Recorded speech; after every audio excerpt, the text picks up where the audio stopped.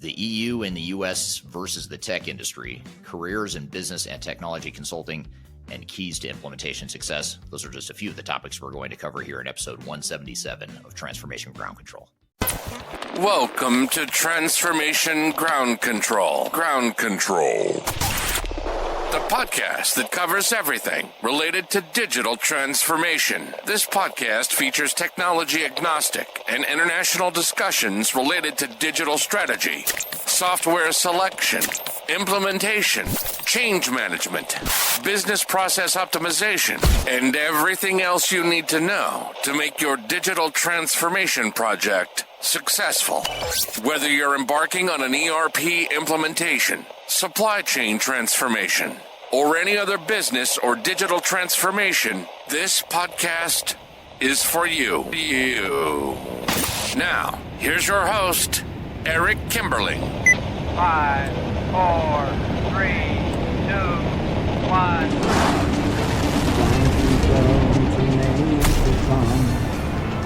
Hello, welcome to Transformation Ground Control. My name is Eric Kimberling. This is episode 177. You can find new episodes of this show every Wednesday by going to transformationgroundcontrol.com, and you can also find all the past episodes of this show at transformationgroundcontrol.com. This is the podcast that has everything to do with digital transformation, including the people, process, technology, and strategy sides of transformation. I'm the CEO of Third Stage Consulting. We're an independent consulting firm that helps clients throughout the world with their digital transformation journeys, and this show is produced by Major Tom Productions and sponsored by Third Stage Consulting. So thank you for being here today. We've got a great show for you today lined up. We've got a couple of guests coming up here. We're going to have a couple of guests. We're going to have Rob Novick, who's a veteran consultant. He's actually a mentor of mine. He's someone I used to work for, and now he advises us here at Third Stage Consulting. He's going to be on the show here talking about careers in business and technology consulting. So we're going to really unpack the field of consulting and unpack the whole concept of what it takes to be successful in consulting and how to be effective as a consultant, how to manage your career. We're going to cover all that good stuff. So if you are in consulting or have an interest in potentially someday becoming a consultant, I highly recommend you stick around for that. And then later in the show, we're going to have Jeff Nelson from the Third Stage Consulting team. He's going to be on the show talking about keys to implementation success. And actually in that interview, it's actually an interview that's going to be released soon on a new podcast series we're launching called Journey to D365.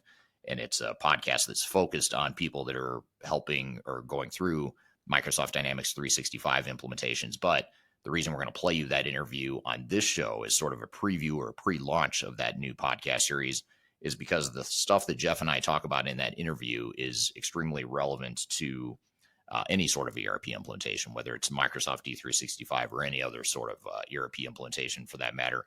So we're going to play you that interview just to kind of learn from some of the lessons that he's had in his experience in helping clients through their ERP implementation. So stick around for that. And then we're actually going to start the show though with some audience questions from social media, as well as some newsworthy topics, including some of the lawsuits that are happening in the global world today. One is Microsoft, who's getting sued by the European Union, and then Adobe is getting sued by the U.S. government. So we're going to talk about the kind of the global government crackdown on the tech space and what the implications are for digital transformations going forward. So be sure to stick around for that. But before we get to those newsworthy topics and our guest on the show today, I want to cover a couple of questions that have come up here recently on social media and unpack these a bit. So the first one is this. It says, because it's supposed to handle all the modules without any breakdowns, but this is not a fact. We must embrace effective communication with transparency to update the stakeholders on every movement of the project.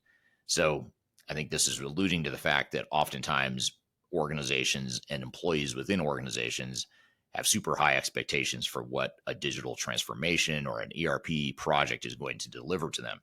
So the expectation is, hey, this is going to fix all of our problems. It's going to give us all the modules we need, all the functionality and capabilities we need to make our lives easier and to make our lives better and to make the organization better. And while that may be true to a large degree, that yes, it will make your life easier. It'll make organizations' jobs easier and employees' jobs easier. There's still deficiencies and gaps and imperfections in the way that software is implemented. So I think it's really important that organizations focus not only on the positive, but also understand where the weaknesses are and what the deficiencies are in the solution that they're implementing. I think a lot of times what happens, one of the dynamics we see a lot with our clients is that when you've gotten to that point in a project where you've recognized the need for new technology, you've gone out and you've evaluated and helped select new technologies. And we help our clients evaluate and select technology all the time. It's one of the key things that we do to help our clients. And at that point where you've chosen the technology and you've gotten board approval or management approval to move forward with a digital transformation or an ERP implementation, oftentimes what happens is organizations are so excited, morale's at an all-time high, momentum's at an all-time high, and they tend to focus only on the positive things, all the great stuff that's going to come out of that technology. And they end up overlooking the risks and the downsides and the pitfalls of what's going to happen or what could happen during the implementation. And the problem here is you don't want to kill the momentum. You don't want to kill the excitement of the project, but you do want to have a realistic view of what we're about to begin.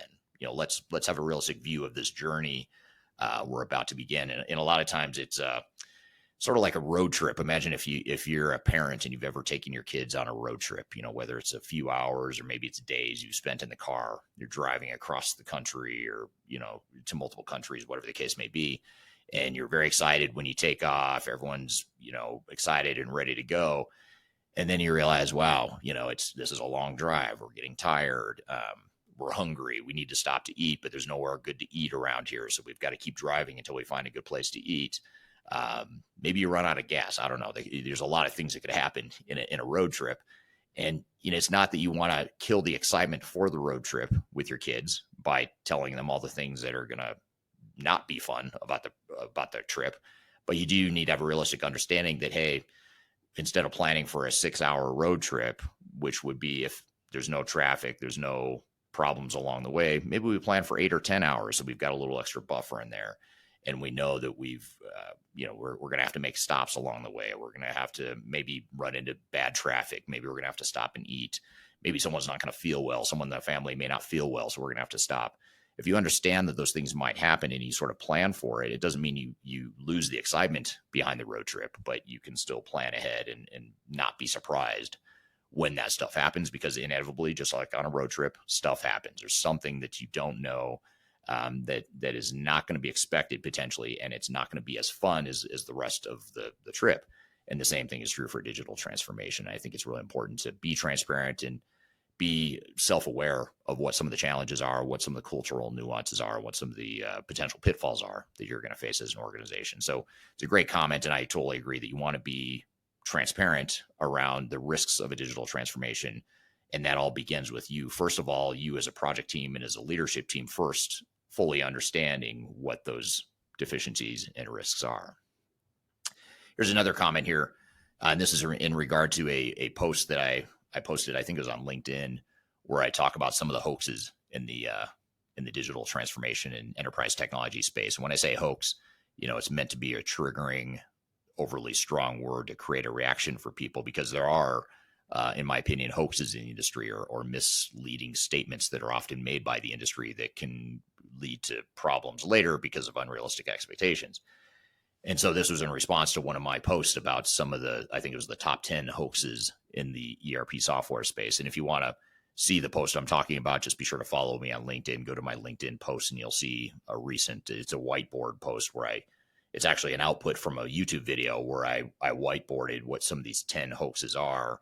And then I took a picture of that whiteboard and I published it on LinkedIn. But the comment here is: the sad truth that hoaxes rely on people being gullible and or lazy. That senior execs seemingly swallow everything they're told by ERP vendors, insisting on a cloud SaaS beggar's belief. So I think, this is interesting. It's a strong statement to say that people are gullible and or lazy. Execs believe everything they hear from software vendors. I'm not sure that it's gullible or lazy. I mean, maybe it is. I'm not completely disagreeing, but I think probably, in my opinion, the bigger issue is not gullibility or laziness. It's more as humans hearing what you want to hear. When you hear that a SaaS or a cloud solution is going to give you everything you need, it's out of the box. You don't have to worry about technology. You don't have to worry about infrastructure. You don't have to worry about upgrades because the vendor's handling all that for you. It sounds good like that. And it's true. Those things are true. But the problem is there's also a dark side to that. There's also the fact that, okay, yes, someone else is managing upgrades for you. Yes, it's a SaaS solution. It's scalable. It's easier to deploy from a technology perspective. But what they don't tell you is that creates more pressure on your operations and your people to adapt and conform to the way the software works. And software vendors may say, well, don't worry, it's no big deal because our software is best practice. It's the right way to do business. And I think that's an arrogant statement, first of all, for vendors to make, but they do make it, that statement, commonly. And when people or buyers hear that, that's what they want to hear. They want to hear that, okay, your software works the way we need it to work. It's going to help us improve our business, et cetera, et cetera. And that may be largely or mostly true, but the reality is there's also a dark side and some pitfalls that go along with that. And that's where most organizations get stuck, is they don't realize that there's a dark side to going through change. And change is difficult, for better or for worse. Whether you're changing for the better or for worse, it doesn't really matter. The fact that you're changing is difficult. And it could be the best possible change, the best possible prescription or solution for your organization. People will still struggle with it because it's change and it's different and it's not the way we've always done things. And especially if you're a well-established, mature, long-standing organization and you have long tenured or highly tenured employees that have been with the organization for a long time, it's just going to be difficult to change. No matter how good the change is, it doesn't matter. It's going to be difficult. And so that's something that organizations need to just recognize. And, so I guess I'd close or summarize by saying, I don't know that it's people being gullible or lazy. I think it's people hearing what they want to hear. And that's why they make these decisions or turn a blind eye to, some of the blind spots or risky areas or aspects of transformation. And then the last comment I want to get to here today, or the last question, is it's important to note that a business can be in different levels across these areas. And that is the expectation. The struggle for most business is in executing or operationalizing what it means to achieve the goal or truly transform. Most focus on one area only, some across but in silos, and some focus on too many things without cohesive approach. Well, we all know where that leads. So I think the comment here is that, it is A, difficult to operationalize a transformation, and then B, it's hard to operate outside of silos. Organizations that have always operated in silos now are suddenly going to have an integrated solution, integrated end-to-end business processes, which is all good stuff. But again, back to the previous comment or the previous question I just answered around change being difficult, whether it's good change or bad change or somewhere in between, it's just going to be difficult. And so changing from a siloed mentality to an end-to-end process mentality is not just a process change. It's not just a technology change. It's also an organizational change. It's also a cultural change. There's a lot of change that goes along with that. And that's where so many organizations get stuck, or they don't recognize how that's a problem. So great comments from social media. So thank you to those that are consistently commenting and asking questions on social media. Wherever you listen or follow us, whether it's me personally or with Third Stage or both, whether it's on YouTube, LinkedIn, Twitter, X, or Facebook, be sure to just drop us questions. We're constantly monitoring that, and it gives us great content for this podcast and other YouTube videos I create as well. I often take questions from the audience and cover those in my YouTube videos as well. So thank you for that. So great questions there. We're going to shift gears here in just a moment. We're going to get into some news topics here regarding Microsoft and Adobe, who are both facing legal challenges from the EU and the United States in some of their activities. And we're going to talk about those legal actions and what it could potentially mean for the enterprise tech space and your digital transformation going forward. And then later in the show, we'll have Rob Novick on the show. He's a veteran consultant who is going to be helping me unpack this concept of understanding what it takes to be a successful consultant and how to manage your career in consulting. So we're going to take a career-oriented track here today with our primary interview here in just a few minutes. And then later in the show, after we finish up with Rob, we're going to have Jeff Nelson on the show. He's a consultant here at Third Stage Consulting. He helps clients through all kinds of ERP implementations, as does the rest of our team. And we're going to play you a clip from a recent interview I did with him where we talk about some of the keys to success in an ERP implementation. So be sure to stick around. We'll be right back with more Transformation Ground Control.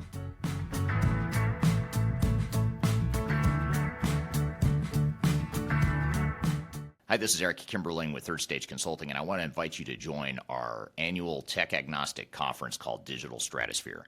Digital Stratosphere is a conference that features some of the industry's brightest minds, greatest thinkers, and it's a great opportunity to network with peers, other industry people, other CIOs, other project team members that are going through digital transformations or ERP implementations. We've got a great lineup of speakers this year. It's a 3-day event, a lot of great entertainment, networking opportunities. I'll be there as one of the keynote speakers, along with some of my favorite speakers in the industry as well, both within Third Stage Consulting, but also outside the company as well. So I encourage you to check it out and learn more. You can go to stratosphere2024.com to learn more about the event. You can see the agenda, the way it's shaping up, and you can see some of the past testimonials of people that have attended. And the event is October 2nd through the 4th, 2024. It's going to be based in Denver, Colorado, downtown Denver, beautiful downtown Denver in the fall, which is a great time to visit Denver if you haven't been.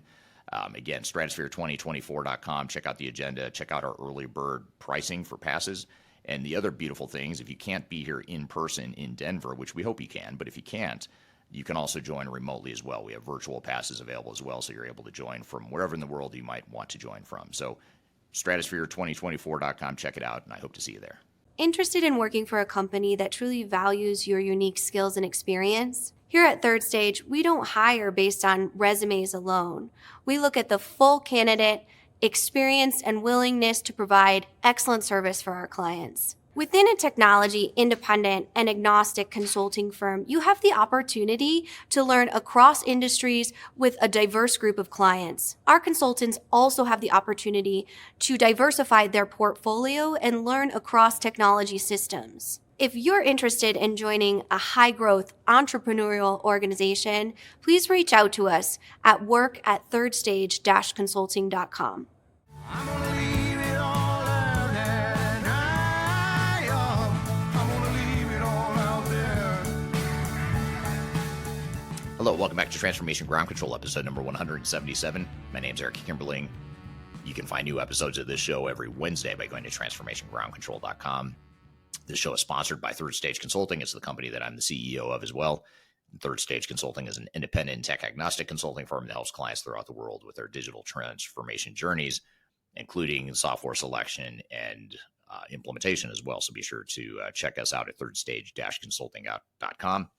And the show is sponsored by Major Tom Productions. If you'd like to learn more about sponsorship opportunities for this podcast and other podcasts and content that we produce, be sure to check out Major Tom. You can find the contact information for that in the show notes for this podcast below. So I want to get into a couple of newsworthy items here. One's regarding Microsoft getting sued by the European Union, and the other one is about Adobe getting sued by the United States. Let's start with the European Union versus Microsoft. So Microsoft is facing 2 complaints in the EU for allegedly violating children's privacy rights through its D365 education software. The complaints filed by a privacy advocacy group called None of Your Business, or NYOB or NOYB. The organization claims that Microsoft software tracks children's data without proper consent and shifts the responsibility for data protection to schools, which lack control over the data processing systems. So as many of you may know, data privacy is a big deal worldwide, but especially in Europe, in the EU in particular, where they've got GDPR and some other types of regulations around data privacy and what you can and can't do with data, what you can and can't track with data.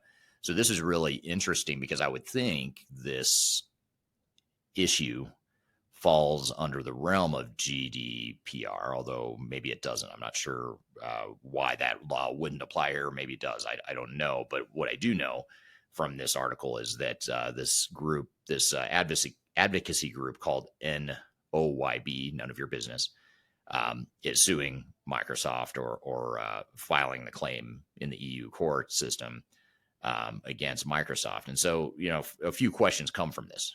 From this legal action. One is, what impact could these privacy issues have on the adoption and trust of educational software like Microsoft 365 in schools? That's the first question. I'd be curious to hear the audience's thoughts on this below. In the comments, just drop in the chat what you think. What do you think this privacy issue has or will have? What kind of impact will it have on the school system's trust in Microsoft 365, even outside the EU as well, in other parts of the world, in the US and other parts of Europe and Middle East and Africa and Asia Pacific, this is a big deal, and it makes you wonder what impact these privacy issues could have on adoption and trust. I personally don't know. I don't know how people will be affected by this or how it might affect their trust of Microsoft. It's hard to know how much of the concern about data privacy is coming from the government or advocacy groups versus the actual parents or the actual people that are impacted by data privacy. So I don't have a sense of that, but I do think that it's worth noting that there are allegations that software vendors like Microsoft, and I suspect others as well, have access to this information, and there's some issues around privacy and that sort of thing. Another thing that we talked about on this podcast recently, I think in the last couple of episodes, we've talked about this. In one of the last couple episodes, we've talked about this, and that is, Apple has recently announced a sort of a collaboration with OpenAI to use OpenAI in its iOS, so in the iPhone operating system, basically taking the data that is on the iPhone and integrating that with OpenAI. And people like Elon Musk and others in the industry have criticized Apple and OpenAI for this because it's a data privacy issue or potential data privacy issue. So I think it's not just Microsoft. I know Apple's facing some criticism for how it's planning to use OpenAI in its iOS operating system going forward. But this one just happens to involve a lawsuit at this point. So that makes it a little bit more noteworthy. And so another follow-up question here is, what impact could privacy issues have on the adoption and trust of educational software, which we talked about, but also, do you think this case will set a precedent for other tech companies operating in the educational sector, and how might it influence their practices? I think any tech company that's operating in Europe should take note of this legal issue or this legal dispute to see where it goes and how it unfolds. I'm not sure how it'll influence their practices, but I think, if you are a tech company, or if you're deploying technology, if you're an organization that's deploying technology, especially if you're operating in the European Union, you just need to be aware of the hypersensitivity to data privacy. And what I think is going to happen is, I don't think it's just the EU. I think other parts of the world will eventually follow suit, maybe not as quickly as the EU, but they will probably follow suit. I think the EU just happens to be the pioneer, or one of the first government entities to enter into this data privacy regulation aspect. But with AI and everything evolving with Internet of Things and just big data in general, it's inevitable that eventually the government's going to get involved and somehow try to regulate that. So interesting stuff there happening with Microsoft 365 in the school systems in Europe. Curious to hear whether you're in Europe or other parts of the world. What do you think? What do you think this means to the world of technology? So another lawsuit, though, this one is in the United States, which is where Third Stage Consulting is based. We have an office in the EU as well. So, both these topics, both the US and the EU related regulations, are very relevant to us as a company, and as well as our clients in both parts of the world. And the second one here is in the US, and that is the US government has filed a lawsuit against Adobe, alleging that the company engaged in deceptive practices by hiding termination fees and making it difficult for customers to cancel their subscriptions. That statement right there, I'm wondering how many of you listening right now find that statement to resonate with you, because it's not just Adobe that has hidden termination fees, and it's not just Adobe that makes it difficult to cancel subscription. So anyway, but this article and this lawsuit is focused on Adobe, even though I would argue there's a lot of software vendors that might have the same problem. The Federal Trade Commission, which is the FTC, that's a regulatory body in the U.S. that monitors or regulates trade practices and competition. They're the ones that would file antitrust lawsuits, for example, if there's monopolistic behavior happening in the industry. The FTC would generally be the one to bring a claim against whoever it is that's engaging in anti-competitive behavior. So the FTC, this regulatory body in the U.S., claims that Adobe's actions violate consumer protection laws by imposing hidden fees and creating unnecessary hurdles for users attempting to terminate their services. This lawsuit aims to address these issues and potentially impose significant penalties on Adobe for its practices. So a couple follow-up questions come out of this discussion here, this article. How do lawsuits like the one against Adobe for hidden termination fees impact the broader digital transformation strategies of companies? And here's something I haven't quite figured out in all these years that I've been in consulting is, Adobe is largely a consumer-facing technology company, although they do a lot of work in the B2B space. Most people know of Adobe more on the consumer-facing side. So I think that's one thing to note is anything that involves consumer-facing technologies or solutions or any sort of commercial behavior between a business and a consumer, that tends to get more regulatory scrutiny than B2B. And I would say that what Adobe is facing here, these allegations that they're facing here, I would argue you could probably make these same claims against a lot of enterprise tech companies that are selling B2B. So in other words, they're selling their tech solutions to other businesses. For some reason, B2B just doesn't get the same attention, doesn't get the same eyebrows raised or the same concerns when there's anti-competitive or monopolistic behavior.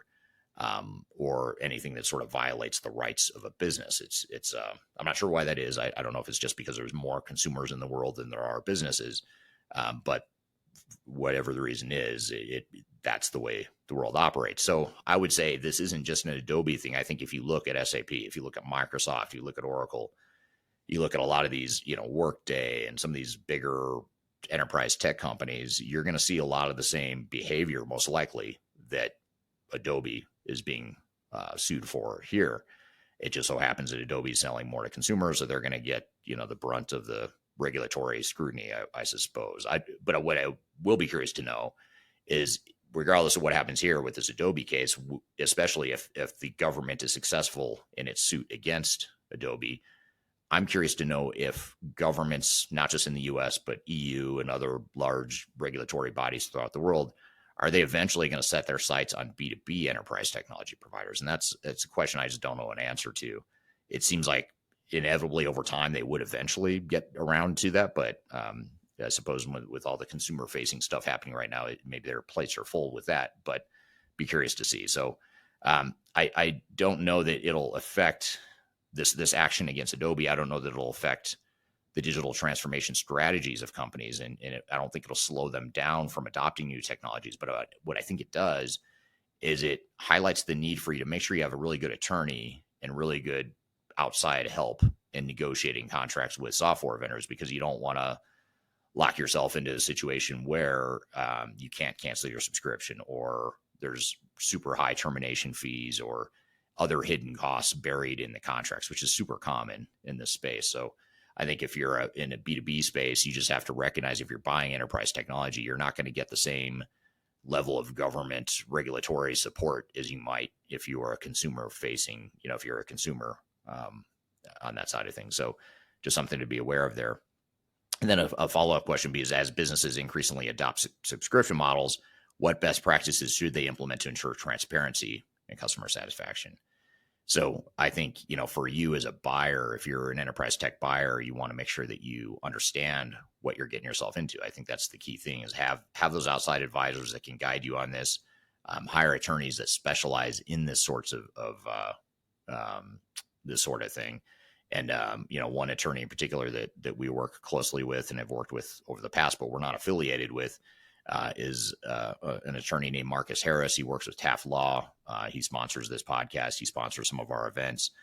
He also is someone that's been a client of ours in the past. I've done expert witness work for him in the past for a couple of different lawsuits that he's been involved with, and I'll testify in some of his cases for as an expert witness. So that's something to that's one option you have. But I think making sure you have an attorney or outside help that can help you through that process is going to be something that's really important, to make sure that you understand what flexibility you do or don't have and what kind of penalties you do or don't have. Because inevitably, a lot of organizations out there that are implementing cloud solutions, someday they're probably going to want to switch that solution. They're going to cancel their cloud subscription because it's not a good fit anymore, or maybe their business has changed. Maybe they've outgrown the system, whatever. That just happens. That's the way business evolves. Business changes, technology changes. Eventually, organizations are going to want out of their current cloud contracts. And the interesting thing is we have yet to see that full cycle play out. I mean, cloud is relatively new. Most organizations are still moving to the cloud. So you've got to give this like 5 or 10 more years before you see the fallout of companies that say, hey, we want out of this contract because this solution isn't a good fit for us anymore. We want to go a different direction with our technology stack. We have yet to see a wave of that happen. And when that does happen, I think there will be a day of reckoning where it's going to be super difficult. And I think maybe that's when you start to see government step in and get involved with, some of the contractual limitations that organizations are facing as they try to figure out how to move out of these cloud solutions that they committed to years or decades earlier. So something to keep an eye on, and be curious to see how that unfolds here in the coming years. So we're going to shift gears, bring our first guest on. We've got a great discussion planned for you here today. We're going to talk about careers in business and technology consulting with Rob Novick, who's the CEO of a company called Pasture Advisors. Rob is someone that I used to work for back 20 years ago. I worked for him. He and I started companies sort of in parallel, 2 different companies. He sold his company. I left my previous company to start a new one. And now he advises us here at Third Stage. He's sort of a consultant and an executive advisor to our company. So he's been in the consulting space for a long time. He's someone who I've always viewed as a mentor in my career. So I'm excited to have him on the show to talk about just what it takes to be successful in consulting, how to get started, how to further your career, what are some of the hard and soft skills you need to know and understand and be good at to be good at consulting. So I'm very excited to have him on the show here in just a few minutes. So we'll bring him on the show, and then later we'll have Jeff Nelson, who's from the Third Stage consulting team. He's going to be on the show talking about ERP implementation best practices. So we've got a lot more to cover. This is a sort of an epic episode with a lot of content. So be sure to stick around. We'll be right back with more Transformation Ground Control.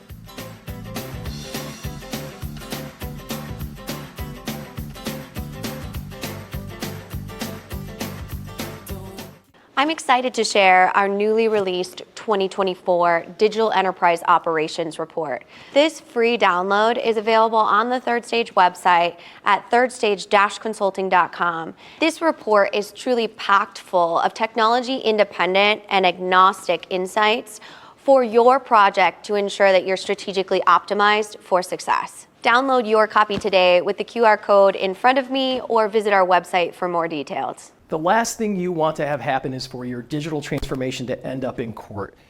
I've been doing this for 20 years and I have seen everything. My name is Marcus Harris. I'm a software and technology attorney focusing my practice on drafting and negotiating software-related contracts and litigating software disputes across the country. Feel free to reach out to us at taftlaw.com. We'd love to talk to you about the litigation process and what you can expect.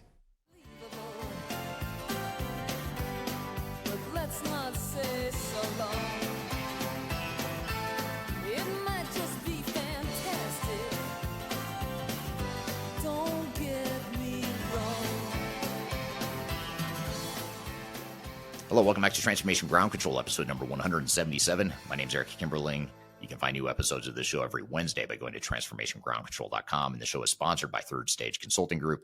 Third Stage is an independent consulting firm that helps clients throughout the world with their digital strategy, their software selection, their implementation, the program management, change management, architecture and integration, process improvement, basically all the stuff you need to be successful in your digital transformation. That's what we do at Third Stage Consulting. And you can learn more about us at thirdstage-consulting.com.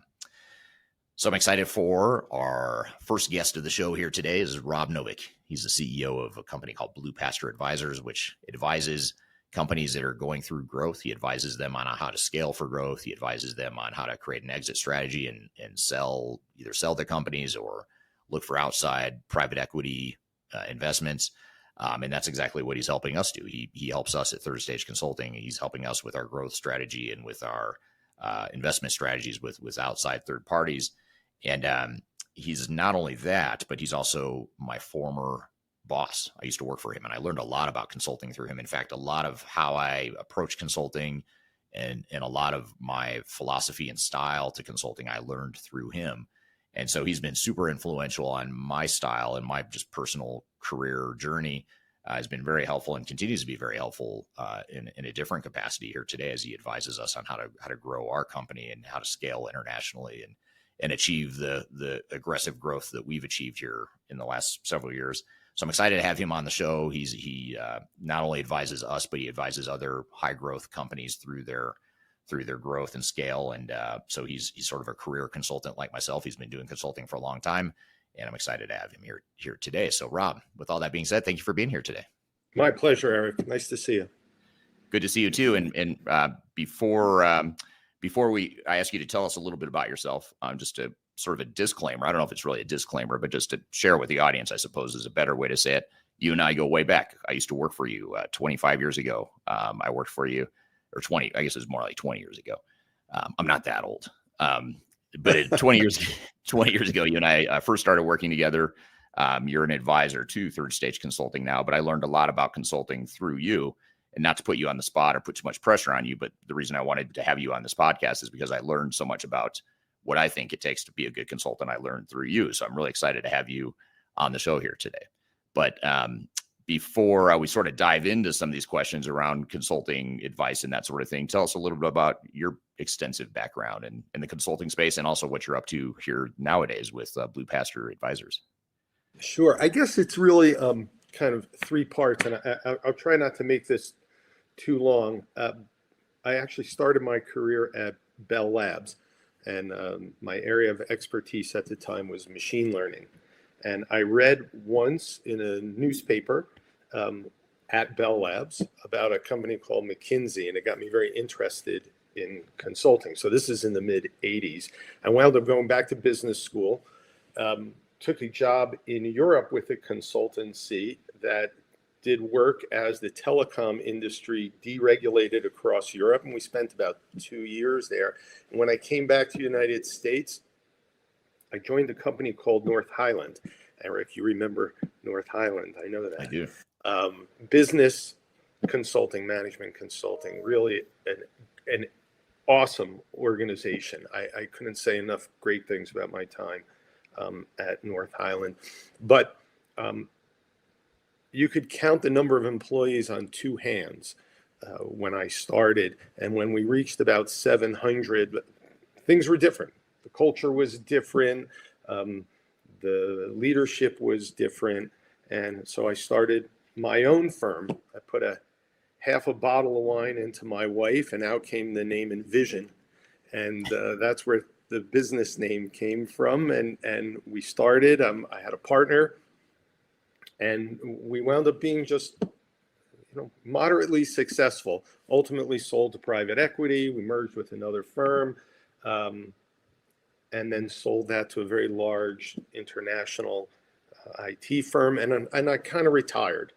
But the thing that got me to Blue Pasture is what I really loved to do, which was advising organizations on how to grow. And I was always interested in the transaction part of things. And so that's how we got there. And Blue Pasture has been around now for about a year and a half. It's been a very enjoyable ride so far.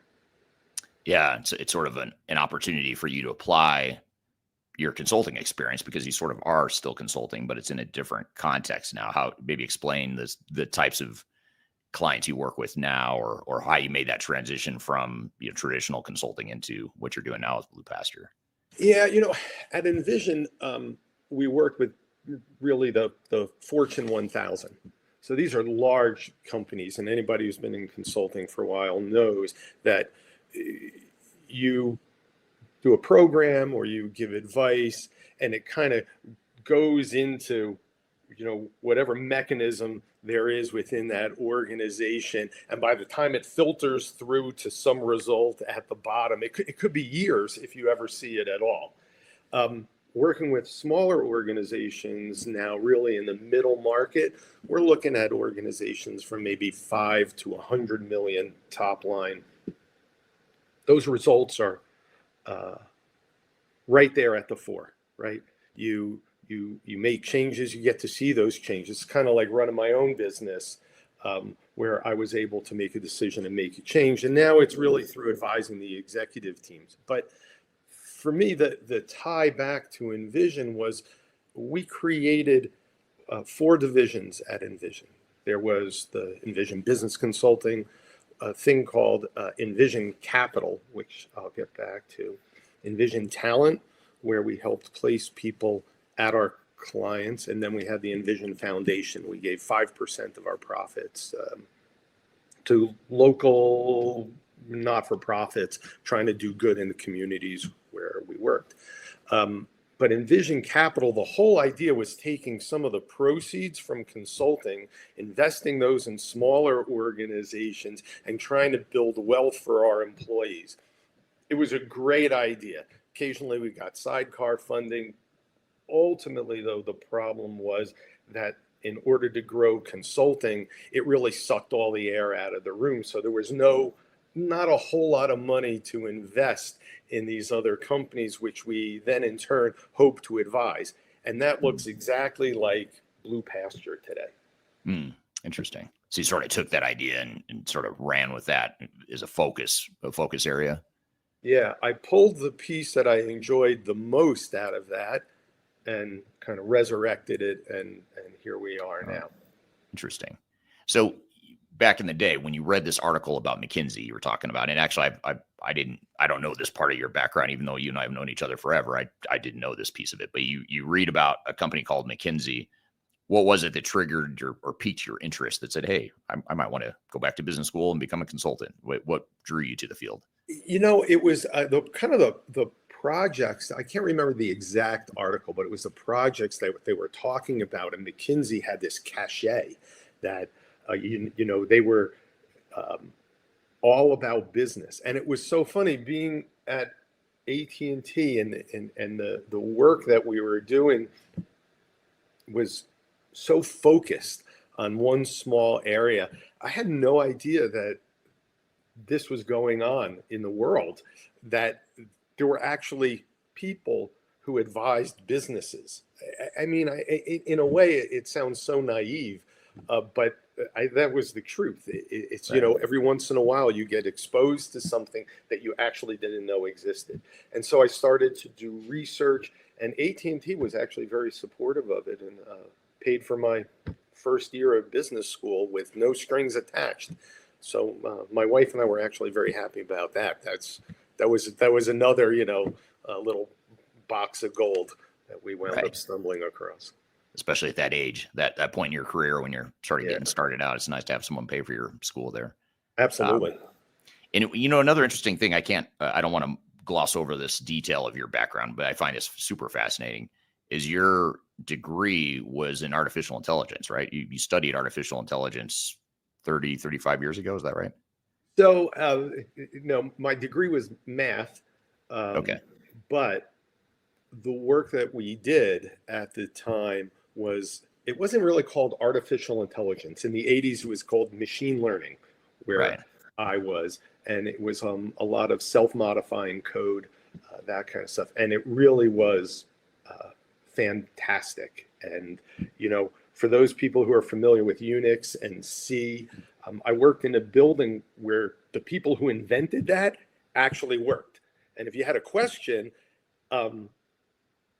or you could go to, somebody and say, this technology that you invented, it doesn't work. It doesn't work the way, as advertised. I was always wrong. I will tell you that. I would go in and I would say, this doesn't work. And they were like, you're using it wrong, or you're doing it wrong. And they would explain it to me, and they were right. And I would go back to work and I would apply what they told me. But that was one of the greatest parts about being there, was you were just involved with all these just fantastic minds.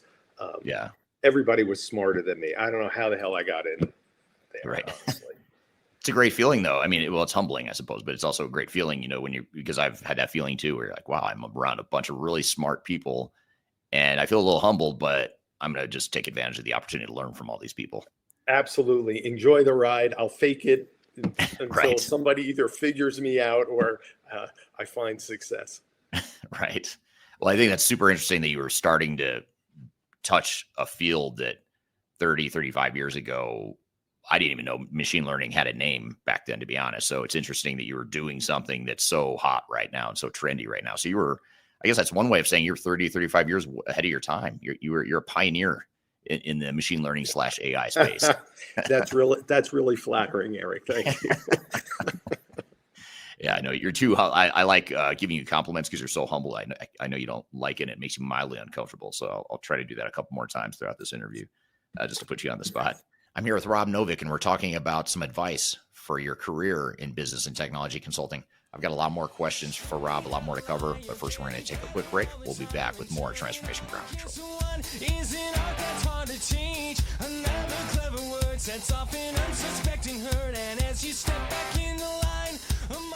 If you are involved in any sort of digital transformation or business change initiative, you will want to download the Digital Transformation Report. With its comprehensive overview of business and technology trends and best practices, this report is a must-have guide for any transformation project or executive team. Download this free report by visiting Third Stage Consulting at thirdstage-consulting.com. You can also visit our website to learn more about us or download independent reports, videos, and other best practices. Again, visit thirdstage-consulting.com today to learn how you can take your transformation to the third stage of success. Are you looking for ways to promote your product or service to enterprise technology decision makers and influencers throughout the world, like the ones who listen to this podcast? Major Tom Productions creates media, events, and influencer marketing for B2B technology providers. Our productions are exciting, educational, disruptive, and effective. Most importantly, they create results. Our content is unlike any other in this industry, engaging, influential, and trusted by technology buyers and influencers throughout the world. Each month, our productions reach hundreds of thousands of targeted buyers and decision makers who trust and engage with our honest and tech-agnostic content. With long-tail viral results and engagement with our content, Major Tom Productions provides a way to reach your target market and create awareness, calls to action, and a connection with potential customers. So collaborate with us today. Learn how we can feature your product or service on podcasts such as Transformation Ground Control, Journey to S/4HANA, and Journey to Dynamics 365. We can also feature your brand on our YouTube channel called Digital Transformation with Eric Kimberling, which boasts over 100,000 subscribers and over 2 million video views per year. You can also participate in our in-person events, including our Digital Stratosphere Conference. Contact us today to learn more. We can tailor a marketing campaign that works for you. We look forward to helping more people learn more about and become engaged with your brand.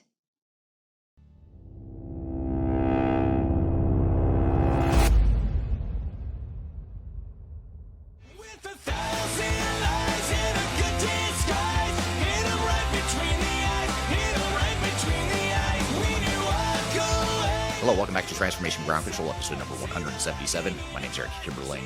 You can find new episodes of this show every Wednesday by going to transformationgroundcontrol.com. The show is sponsored by Third Stage Consulting, which is an independent and tech-agnostic consulting firm that helps clients throughout the world with their digital transformation journeys. I'm here with Rob Novick. We're talking about some advice and some tips for how to further your career and be successful in business and technology consulting. Before I sort of dive into some of my questions, I want to turn to the audience real quick. We've got a lot of good responses here to the real simple question: where are you joining from today and what country are you in? I want to say hello to a few people: Sabir in Lewis Center, US, Amy from Houston, Texas. We've got someone from Pune, India, someone from Istanbul, Jazree's from Toronto. We've got someone, others from joining from throughout the US as well. So thank you for being here today.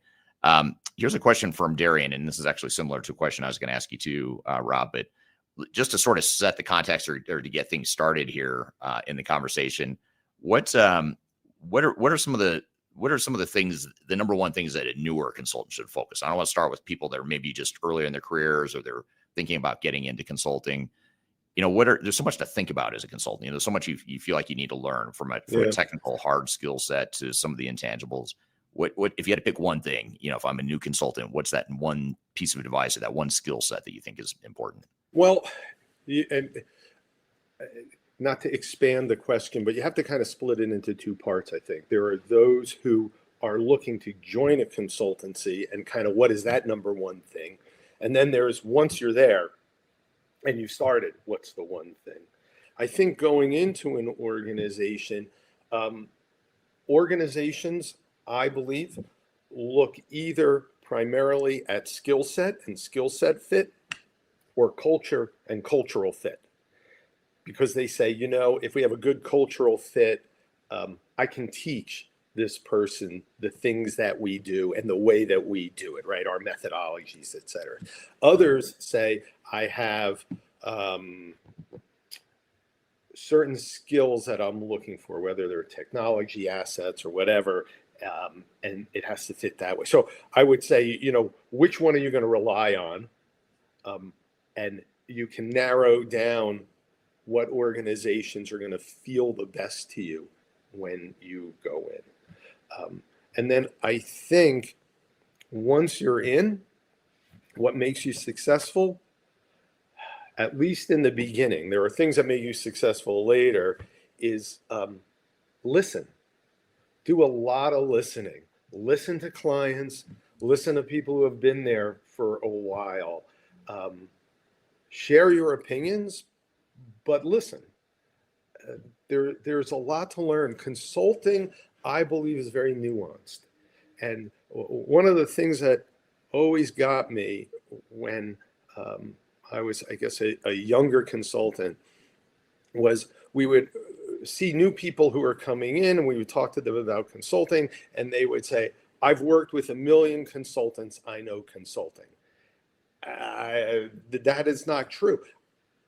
I religiously go to the dentist every 6 months. I know exactly what every one of those tools on that tray does. You do not want me working on your teeth. Yes. That's all there is, right? So consulting is really an industry unto itself. We come in contact with a lot of consultants in business, but that doesn't necessarily mean it makes you a good consultant. Right. Yeah, that's well said. And, you know, the other thing I'd add to that is I think, you know, when you're starting off as a consultant, there's the tendency to want to prove, like you were saying, you know, prove that you belong, like prove that I'm smart enough to, and I belong in this consulting industry. So I need to demonstrate to you, the client or my peers or whatever. I need to demonstrate all the things I know. And I think, you know, it's hard for a lot of new consultants, especially, to say it's okay if you don't know everything. You can't know everything, no matter how long you've been doing it. So asking questions, listening, and understanding what the client's needs are, what their challenges are, what problem that's unique to them they're facing. I think that's a nuance that a lot of consultants just sort of gloss over and say, I've got the answers. I've done this before. I've seen the situation before. I know what this client needs, rather than taking the time to listen and understand. And I think that's one of the nuances that I've learned from you, is you've got to ask really good questions and really understand before you start prescribing and, you know, doing your traditional consulting stuff. Yeah, I think after you do it long enough, you realize that while every problem is unique, all of the business problems probably fall into somewhere between 8 and 12 buckets, right? And you know it.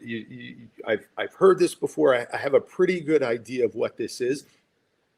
I may need 6 weeks to figure out that I'm right about it, that the problem that I think it is really is this. But you get good at recognizing them, and then whatever solution you come up with really has to be tailored to the organization, because their culture is going to be different, their processes are going to be different, their people are going to be different, leadership is going to be different, right? Nothing, you can't take the solution from here, lift it, and put it there, and then it just doesn't work. Yeah, I totally agree. And even if you know what the 8 to 12 buckets are, and you've seen those 8 to 12 buckets before, the combination of issues and the way it all comes together in a potential solution is usually different. I mean, it's going to have pieces that you recognize from before that you've used before, but it's like your toolbox. You've got this huge toolbox. You've used the tools before over time as you get more established in your career. But even as long as you and I have been doing this, you rarely see a situation where, like, I've seen this exact same situation before. I know it looks exactly like this other client I worked with before. I mean, I can't remember the last time I thought that. I don't even know if I've ever thought that, to be honest. Yeah. So really interesting. So just in general then, so listening, you talk about listening and understanding. What do you think some of the other keys are? And you talk about culture, of course, that's very important. I want to come back to that cultural thing, which is a really important one. I'm gonna come back to that in a second. But what are some of the other hard and soft skills that you think are important for consultants, whether they're new consultants or established consultants? Yeah. Well, I think you answered one of them already, which is ask questions. Ask lots of questions. There seems to be this fear, usually for younger consultants, newer consultants, to ask questions, sometimes that they think, they should know the answer to, right? We've already kind of covered that too. I think the truth is it's always great to hear it from the client's perspective of, how do you see this? What do you think is the answer? And another one, especially as you become more mature, is knowing the right time to ask for the business, which is another thing. Business development, I may upset some people by saying this, but I can always find somebody to deliver the work. Always. All right. And too often there's this hubris with delivery consultants that they're the most important. You are important. You're important to the client. You're important to the organization. But some pigs are more equal than others, if you remember Animal Farm. Right. And that is the consultant who can deliver, craft solutions, and close a deal is way more valuable to the organization because they are a lot harder to find. And you have to begin to develop those skills. You have to, and it's a lot of it is timing, it's nuance, and you got to understand when the right time is and how to get the client away from whatever it is that they're thinking about to focus on the problem. Sometimes, right, it's dinner. It's a dark restaurant where you have a little bit of time and you can finally ask the question of the client, are you ready to do this now? And this is how much I think it's going to cost. And to be able to kind of craft the solution right there. I used to love that. When I was a kid, we would go to this restaurant called a Ground Round, which some people probably remember. They had peanuts on the floor and popcorn and stuff. But they had this magician, and he would come to the table and he would do stuff right there. He'd roll up his sleeves, and he'd make an egg appear out of like thin air and then make it disappear. And I always thought about that as kind of business development is actually you're at the table there with, right, the client, and you're crafting that solution right there. And you don't have all the answers, but you have enough of the pieces that you pique their interest and they say, yeah, this really makes sense. Well, great. Let me go back. Let me talk to my team. We're going to put this together. We're going to put a letter together. We're going to put it in front of you and we're going to move forward. Yeah. That's a great analogy or metaphor with the magician. But I think, going back to a word that you use, I think is critical to maybe unpack a little bit. And that word is hubris. And I think, just to build on that, I take it one step further and say, I think one of the most damaging or the most ineffective and undermining traits that a consultant can have is that hubris. That, in other words, that thought that I have the answers. I know everything I need to know. And I think, you see this usually people that are more mid to late career consultants they've been doing it for 20, 30 years or however long. They've been working with the same technology or the same type of business consulting. And they start to get this mentality of, yeah, I've seen this before. I know the answer. I don't need to take the time to understand you, Mr. or Mrs. Client, because I've done this a million times. The minute you do that, I think, you become a lot less effective because the client starts to feel like, hey, you're not listening, you're not understanding. Even if you do understand the perceptions, you're not, because you're not taking the time to understand. And then second, it tells me that you're not continuously sharpening your axe, you're sharpening your saw and continuing to learn and understand. And the minute you stop learning and understanding, I think you stop being a good consultant. And the minute you start thinking you have all the answers, I think you stop being a good consultant. But I'm curious here. I know that's a strong statement, but want to hear what your thoughts are if you had anything to add. Yeah, I'm going to piggyback on that, Eric, because one of the mistakes that I've made and I've seen others make enough times to know that it happens, and it happens like all the time. That's an exaggeration. I don't mean all the time, but what I mean is we can't seem to learn it as an industry. Okay, so here's the situation. You're in a room, maybe it's two of you, two consultants, and you're talking with the client, and let's just say there's three of them there. And this is your third conversation that you're having about this problem and the solution.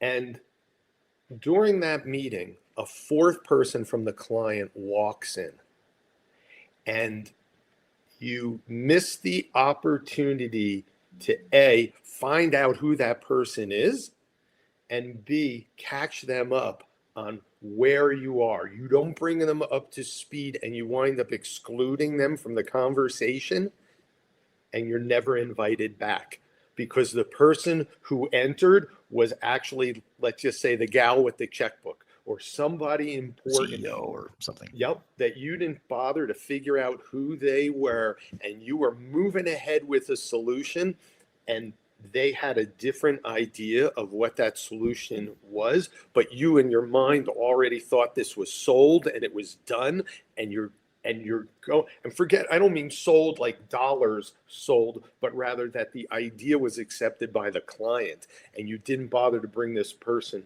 up to speed, and the thing falls apart.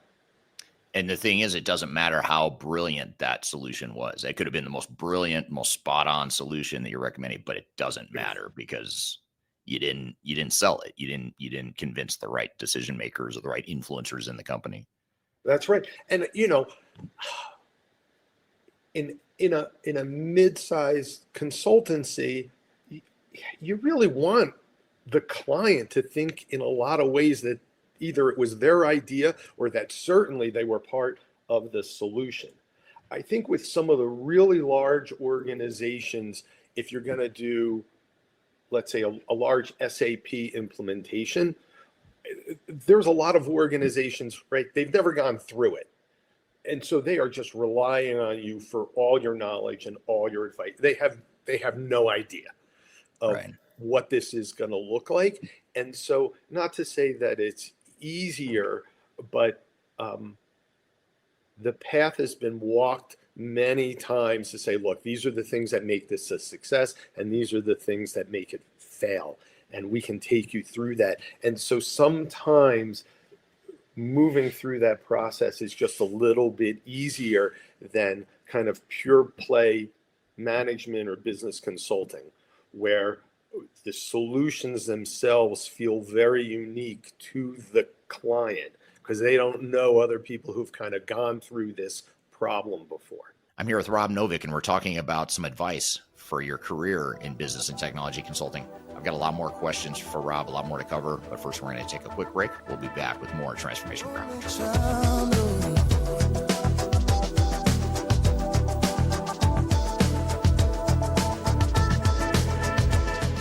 People oftentimes ask me how I built such a strong social media following on YouTube and LinkedIn and Facebook and other outlets. And the fact of the matter is it took me a long time to build a following through a lot of trial and error, making a lot of mistakes. Had I known that there were companies out there that could help me build my brand, I would have done that a long time ago. I didn't know that, but the good news is that there is today a consulting firm that will help you through building your own personal brand through some of their training programs. The company is called Roloff Consulting, and if you're familiar with Emma Roloff, she's someone that I've had on this podcast before, and she's well known in the digital transformation space as well as the sales space, and she's big on TikTok, YouTube, and LinkedIn. And she and her husband have started a training course and a training company that focuses on helping people build their personal brands and helping them to sell themselves digitally. So whether you're a salesperson that's trying to reach more customers or you're an individual that's just trying to build your personal brand, that's something that they help with through their training programs. And they've offered listeners of this podcast a free 5-day LinkedIn challenge.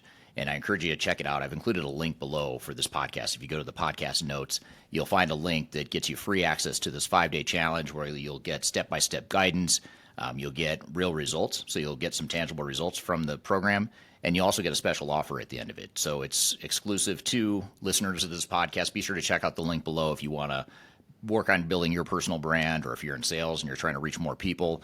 Whatever the case may be, check it out. It's free to listeners of this podcast. You can check it out via the link below. Interested in working for a company that truly values your unique skills and experience? Here at Third Stage, we don't hire based on resumes alone.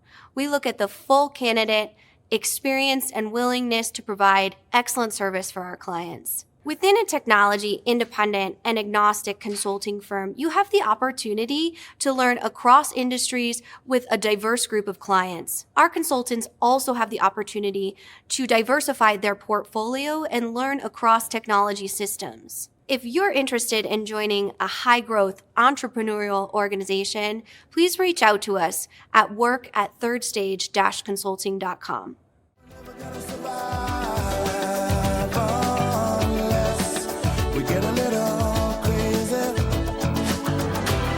Hello, welcome back to Transformation Ground Control, episode number 177. My name is Eric Kimberling. You can find new episodes of this show every Wednesday by going to transformationgroundcontrol.com. The show is sponsored by Third Stage Consulting, which is an independent and tech-agnostic consulting firm that helps clients throughout the world with their digital transformation journeys. I'm here with Rob Novick. We're talking about some advice and some tips for how to further your career and be successful in business and technology consulting. You know, one nuance, too, just to add to that is, you know, and it kind of goes along with this whole thread of everything you're saying around listening, asking questions, making sure you don't have this hubris or this arrogance that consultants can sometimes have. But I'm also thinking that, like, you know, a lot of times consultants need to know, or I'm sorry, not consultants, clients, the clients you're consulting to, they need to know that you are listening and understanding. And so I feel like so much of what consultants need to do, but oftentimes overlook, is repeating back to the client what they already know. You know, repeating back to the client, here's my understanding of what your problem is, for example, or here's my understanding of those things that are keeping you up at night. You know, these things that are really that we're trying to address here. And the minute you do that, I mean, my opinion is that's almost as important as the solution you're going to come back with. Because the minute you do that, you build this connection and this trust and this understanding that the client says, hey, you understand me, you heard me, you were listening to me. You understand who we are, what's unique about us. Now I'm a little more open to your suggestions. Whereas if I skip over that, even if I do understand the client situation, but I don't prove to them that I do, then all of a sudden I don't trust that you really understood or listened to what I said or what my problems are, what's keeping me up at night. What are your thoughts on that? Is that something you've seen as well? Or? Yeah, and I think there's a trick to this too with clients, which is I was always fond of saying, all right, this is what I'm hearing. And then I repeat it back. And so there's none of us like to be wrong. I don't want to be wrong. So sometimes I'm not going to say anything because if I say it, I'm going to be wrong. But if I say, this is what I'm hearing, is this what you're telling me? Nobody's wrong, right? You kind of, it becomes disarming.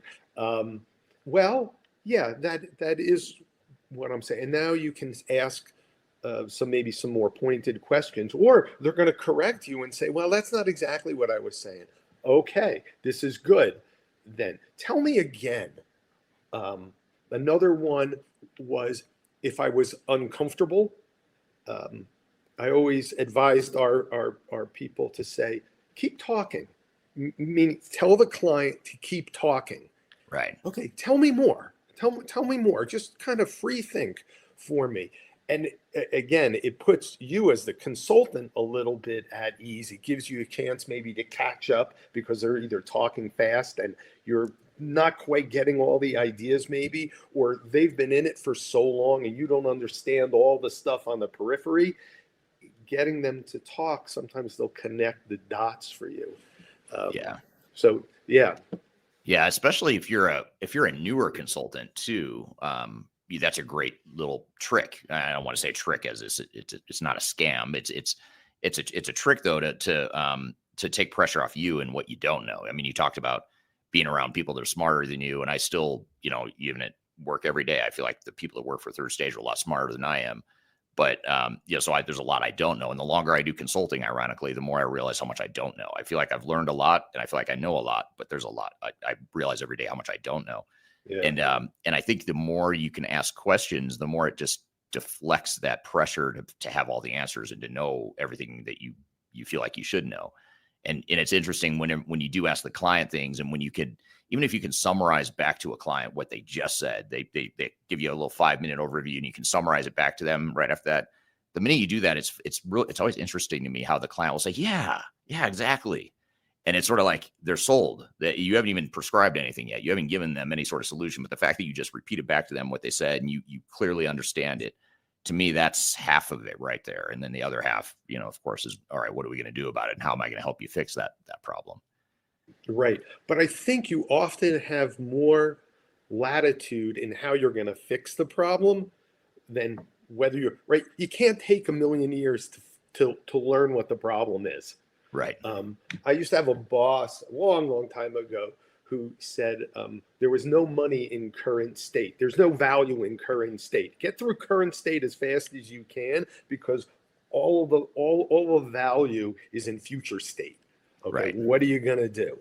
And I like your comment about everybody being smarter than you. You're surrounding yourself with smarter people, and I think good consultants really enjoy that, because good consultants really like to learn. And one of the things that makes a great consultant is how fast they can learn, how fast they can assimilate new ideas and data and be able to both evolve their position and maybe change it or explore things that weren't first thought of. So you've come up with an idea of what the solution is going to be, but something else comes, and being able to, I hate the word pivot, but being able to pivot and say, yeah, maybe this isn't it, or it has a little bit over here. And I always enjoyed that part too of learning, right? Learning more. There's, seeking out that other person who's got either the kooky idea or who's smarter than you. The only trouble with that is sometimes it's just hard to keep up with those people. Right. Right. That they're coming up with this stuff and they're connecting dots faster than you can. And you just, at the end of it, you got to say, okay, explain that to me again. Yeah. Outside the meeting. You're just trying to stay afloat. That's right. Right. And, clients too, I feel like a lot of the learning that I learn every day, and the reason I like to stay connected with our clients, even as we've grown and even as I've backed out of or moved above, from some of the day-to-day delivery stuff on the consulting side, I learned so much from clients. I mean, it's so funny because they hire us because we're the ones that know what we're doing. We're the smart ones. We're the ones that have the answers and the experience that they're looking for. But I learned so much just from talking to a client, like what, the challenges they're going through and, their history as an organization. Sometimes there's industries we'll deal with because we work in so many different industries. There's industries I didn't even know existed. I'm like, there's a whole industry around that. I had no idea. And or you built a $1 billion company doing this. I'm like, that's insane. I didn't know that. I didn't know that existed. And tell me more. And so you end up learning so much about just the world in general by being a consultant, which I think is probably the most rewarding part. Yeah. Well, thinking of that too, I've had clients say, well, why should I hire you? Why should we hire you? And consultants have the luxury of focus, right? You guys here in this company are doing 6-8 jobs. You're doing everything, right? I can come in and solve this one problem for you because I can focus on it. Right. Yeah. While you run your business the way you've been running it for however long, and I can focus on this problem. Yeah. Yeah. And also that, you're not tethered by the politics and the internal stuff that, clients have to deal with every day by being part of their organization. Yeah. Yeah. Here's an interesting question from Amy on LinkedIn.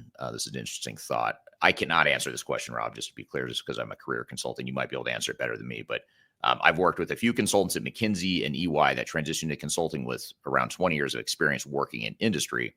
What are your thoughts on mid-career transitions into the field? So in other words, people that aren't career consultants, they didn't start off like you and I did early in our careers becoming consultants. They decide halfway through or however long into their career, like, hey, I want to take this knowledge and these skills I've built and I want to become a consultant. How have you seen that work in the past in terms of mid-career transitions? Yeah, I think it's a mixed bag, but some people are just natural consultants, right? I mean, they just walk around that way and they fit into the organization really easy. And Eric, I've seen you hire some people who you know, didn't have a consulting background necessarily, but you saw in them the, you know, a ability. They were natural consultants. They just kind of worked and acted that way. They asked good questions. They seemed to fit in. They were pretty easygoing, right? Not very arrogant. Yeah. Humble, exactly. And then you have kind of the other side where people who have joined after 20 or 30 years in a different career who have an expectation that, well, I was a vice president in this organization and I'm coming into the consulting organization and I should be, you know, a big man. I should be a vice president or whatever it is. And that doesn't always work so great because you have to learn the industry of consulting. And so I think he'd wind up taking a step back. So yeah, unfortunately for Amy, I'm sorry that I think it's a mixed bag. Sometimes it works and sometimes it doesn't. I would say if you're hiring in the consultancy, one of these 20 or 30-year career people from the outside, just interview the hell out of them. Figure it. You'll know whether it's going to be a fit or not. Yeah. Yeah. Based on the questions they're asking and how they interact in that emotional intelligence, that EQ, you know, I think that's the most important skill. You know, you need someone that has a minimum level of knowledge, you know, that's important, but that the EQ I think is, regardless of whether you're mid-career or starting out, you know, as a junior consultant, I think that emotional intelligence is way more important than the tangible hard skills you have. Yeah. Because like you said, you know, you can teach the other stuff, but you can't teach how to be humble. You know, if someone's an arrogant a-hole, you know, you can't teach them not to be an arrogant a-hole anymore. You can't teach someone to be humble if they're not. But that's a big hill to climb. It is. Yeah. And we've talked about it in passing. We've been sort of dancing around this really important thread around culture. So I want to spend a few minutes diving into culture here. But, you know, in your opinion, what kind of company culture, you know, in the companies you've built and worked with and advised, you know, you advise consulting firms now, including Third Stage, you advise us on how to help us scale and grow our company. But what kind of company culture do you see as being the most conducive to creating great consultants and great consultant output? All right. So I kind of knew this question was coming at a point. And as a backdrop, as a preface to the answer of this, we get to maybe the definition of normal. And I believe that the way you fit into an organization, best consulting or not, is we find an organization who shares our dysfunction. And what I mean by that is there is no normal. There's weird stuff on both sides, right? We know that. We can recognize that.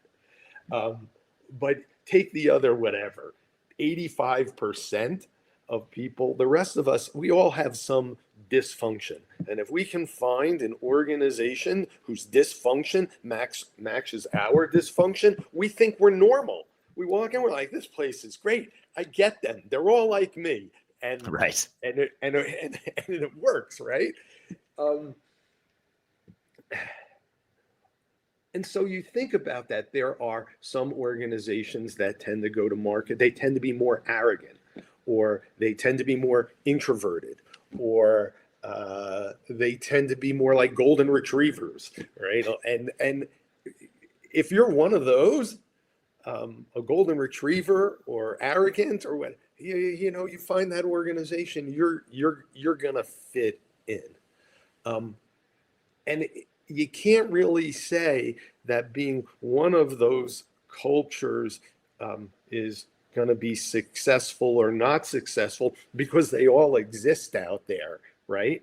And chances are they're looking for clients whose dysfunction also matches the culture of the consulting organization. So when you're looking, it's probably talking to a lot of people to see how they act. I have a kid who just graduated from college, and he was going through the interview process. And I had to remind him that you're interviewing them for these jobs as much as they're interviewing you. And as young people, we tend to go in and we just want them to love us. And if they love us, it's going to be great. Yeah, we all want to be loved, but at the same time, it's okay to ask questions. It's okay to see if they're going to fit with you. Are you going to feel comfortable there, or have you kind of been pretending who you are? And then when you join the organization, I mean, it's hard to pretend for a long time. You kind of have to be yourself. Eric, I don't even know if I've answered your question. I got so lost in my preamble here. So let's kind of attack that one again. I'm here with Rob Novick, and we're talking about some advice for your career in business and technology consulting. I've got a lot more questions for Rob, a lot more to cover, but first we're going to take a quick break. We'll be back with more Transformation Ground Control.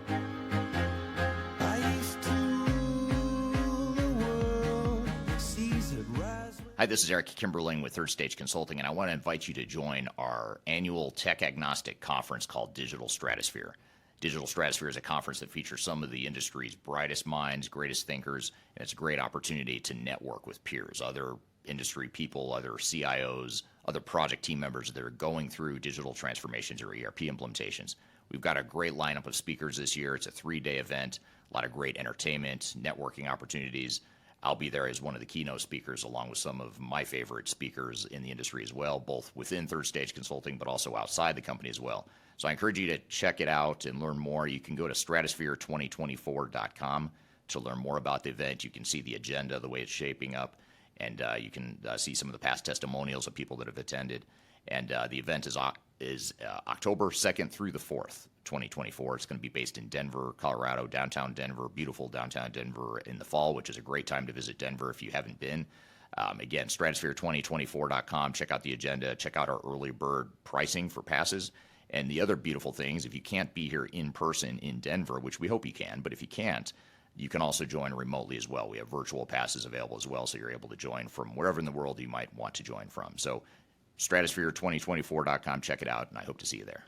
The last thing you want to have happen is for your digital transformation to end up in court. I've been doing this for 20 years and I have seen everything. My name is Marcus Harris. I'm a software and technology attorney focusing my practice on drafting and negotiating software-related contracts and litigating software disputes across the country. Feel free to reach out to us at taftlaw.com. We'd love to talk to you about the litigation process and what you can expect.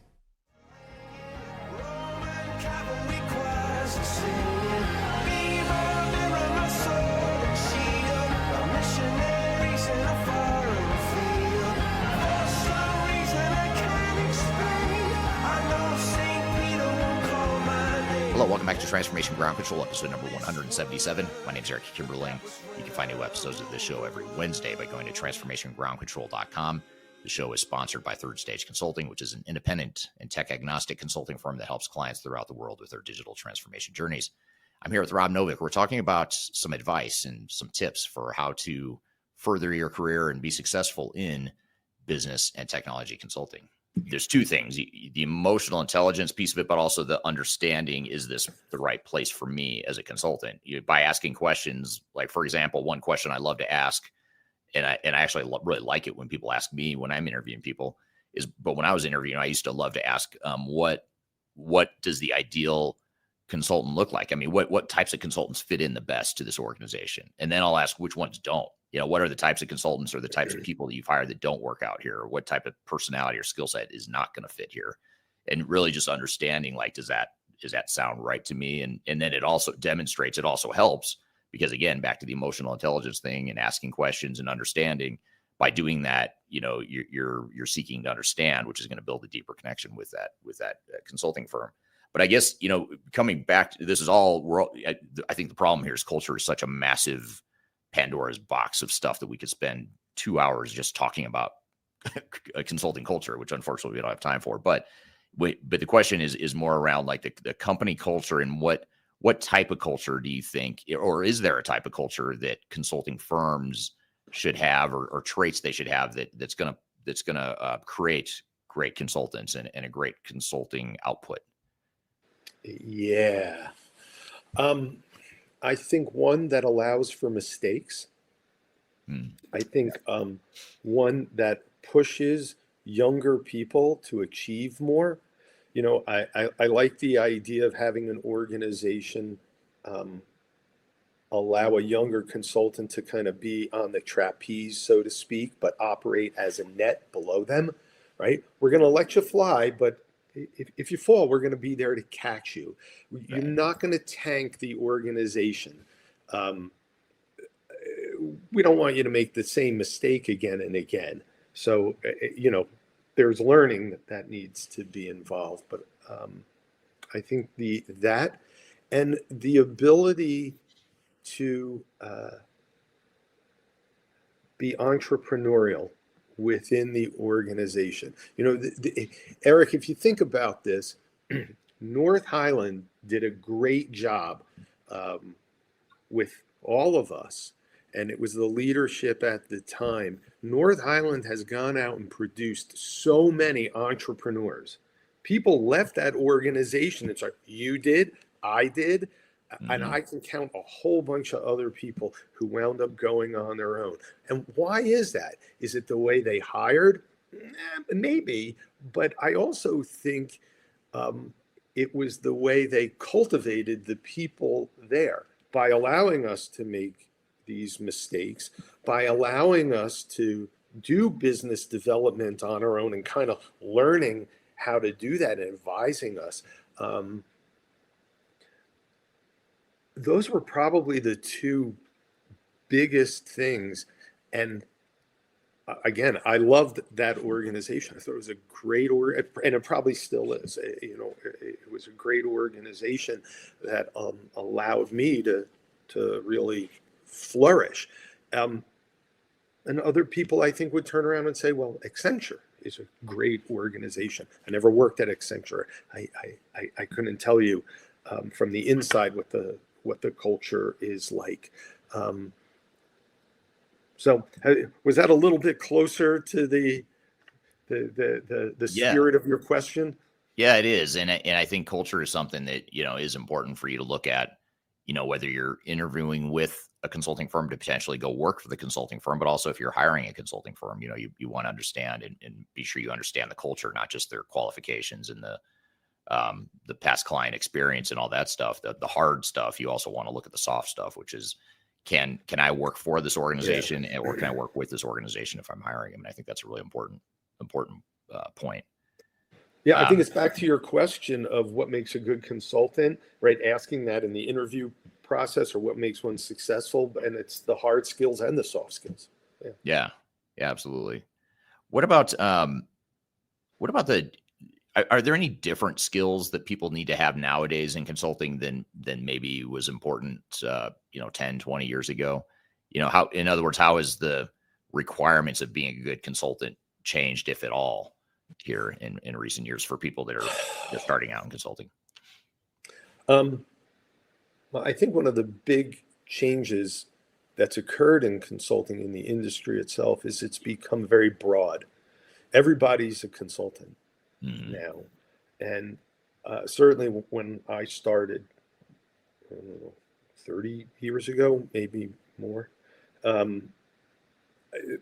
there were kind of technology consultants and there were management consultants, and right in management you had operations, you had human capital, you had strategy, you had right there. But now you might have people developing code overseas for $40 an hour that are consultants. They fit into that box. So I would say first we have to kind of narrow the field a little bit. And when I think of consultants, I think of the traditional view of management consultants, kind of where I started of operational strategy, human capital, that kind of stuff, and technology, of course. And then there are even divisions within technology that breaks down further into degrees of specialization. I think, though, that the way it has changed is there is greater need for specialization.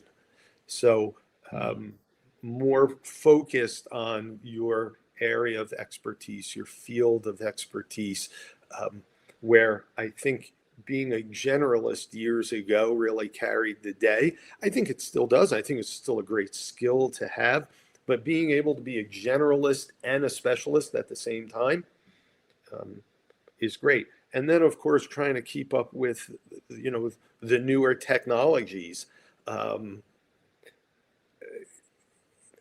is also terrific. When I remember when I was a younger consultant, there was a lot of COBOL out there, and people were looking for consultants. They were starting to pay more and more for COBOL programmers because they just couldn't find them anywhere, and nobody wanted to do it.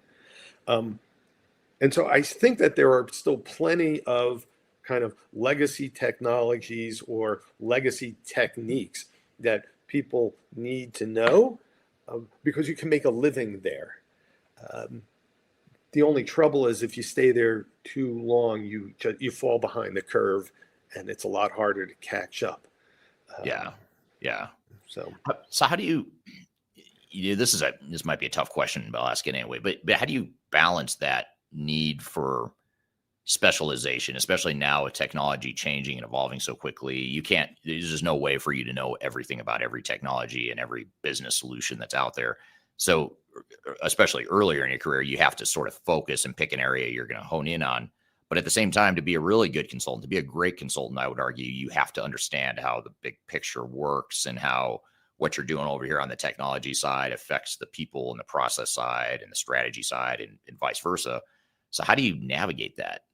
And I struggle with this myself, to be honest. I mean, even now, 25 years into my career, I still struggle with like how much do I want to specialize versus how much do I want to have a big picture, broad understanding of how business and technology and strategy all fits together. I think part of that is it might just be personal. Is I realized early on that I was in a career that was very focused. Right, we would pick an idea and we would drill just a mile deep, and it didn't give me the same buzz. It didn't excite me the way the big picture does. I'm almost just the way I walk around the world. I'm a strategy guy. I'm a big picture guy. That's just it. My wife tells me all the time. She's like, "Come on, focus," because I'm somewhere else. My head is somewhere else. I'm putting bigger pieces together. And so I admire those people who can focus that way and drill down. But maybe to answer your question specifically, companies also don't move as fast as the technology does, right? They have something embedded in their organization. They're not going to change it every 6 months because things are changing. They're like, I got to run a business. My business is not the technology. The technology supports my business. And so, knowing some of this legacy stuff isn't such a bad idea because you can actually help your client with the problems that they actually have. Right. I think we just have to force ourselves to try to learn new stuff, read articles, be involved in projects that have something new that I haven't been exposed to before. And over time, I think you just get better at putting these pieces together and constantly building that big picture. I think, right, seeing enough of it it's almost automatic. It forces you to see the big picture in a way, whether you want to or not, unless you just stay in this very specific place your whole career. Yeah. So how's that for kind of a non-answer? No, it's a great one. And it's, I think what you're saying is there's no right or wrong answer. I mean, I think it's a matter of kind of fitting to your personality. And, I would say that if you do specialize, I think it's important to at least secondarily understand the big picture outside of your specialization, because you have to understand what the impacts are of what you're doing here over in this little thread that you're honed in on or focused on. There are impacts to other parts of things that maybe you're not an expert in, but it's helpful to understand that, for example, if I, deploy a, off the shelf cloud solution that's relatively rigid or inflexible or whatever you want to call it, that's my specialization. That's okay. Keep doing that. But you need to understand, well, there's a people impact to that too now. Like, people are not going to adapt to that change as easily as if you had a highly customized solution that you're deploying. And so not to say, well, then you should change your specialization because there's a negative impact potentially. It's just, no, to just understand what that is and understand that the work you're doing has an impact over here. And you have to just be able to, at the very least, empathize with how that affects other parts of what you do. Yeah, I think that's well said, Eric. I'm just going to pull out some interesting, just random comments here before I get to a couple other questions I have for you, Rob. But here's a comment from a few minutes ago from Sabir on YouTube. It says 1980 machine learning. Some discussion on the Simulmatics company would be very relevant. I don't know what that is, but I don't know if you've heard that term, Simulmatics. I haven't.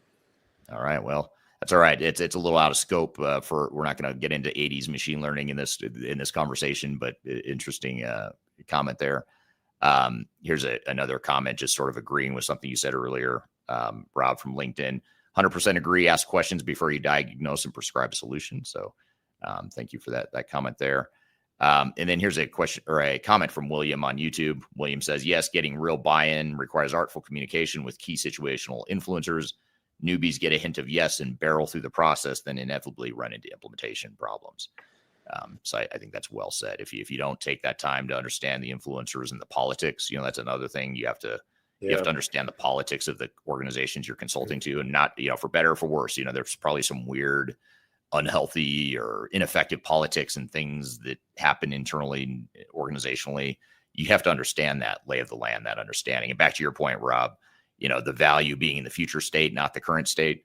My response to that would be, well, you can't be effective in the future state unless you understand the current state, because you've got to be able to navigate those pitfalls and those landmines along the way. I'm here with Rob Novick, and we're talking about some advice for your career in business and technology consulting. I've got a lot more questions for Rob, a lot more to cover, but first we're going to take a quick break. We'll be back with more Transformation Ground Control.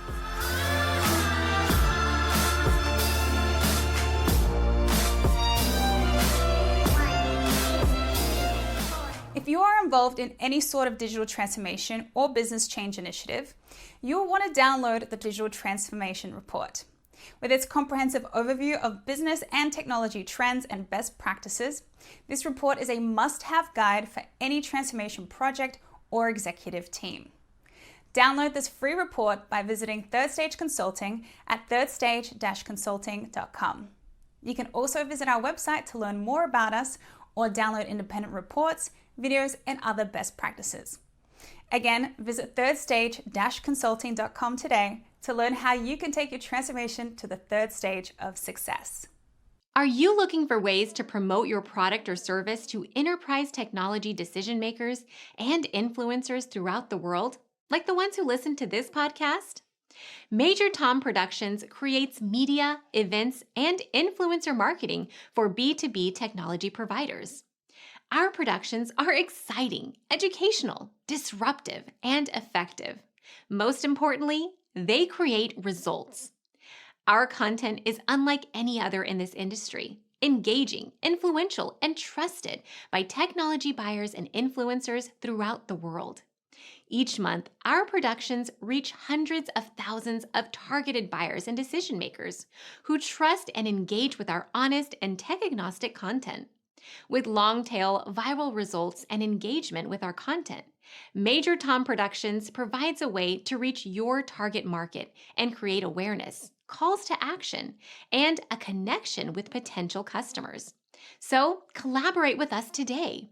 Learn how we can feature your product or service on podcasts such as Transformation Ground Control, Journey to S/4HANA, and Journey to Dynamics 365.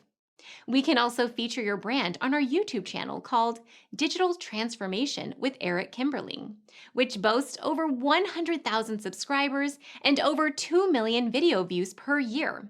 You can also participate in our in-person events, including our Digital Stratosphere Conference. Contact us today to learn more. We can tailor a marketing campaign that works for you. We look forward to helping more people learn more about and become engaged with your brand.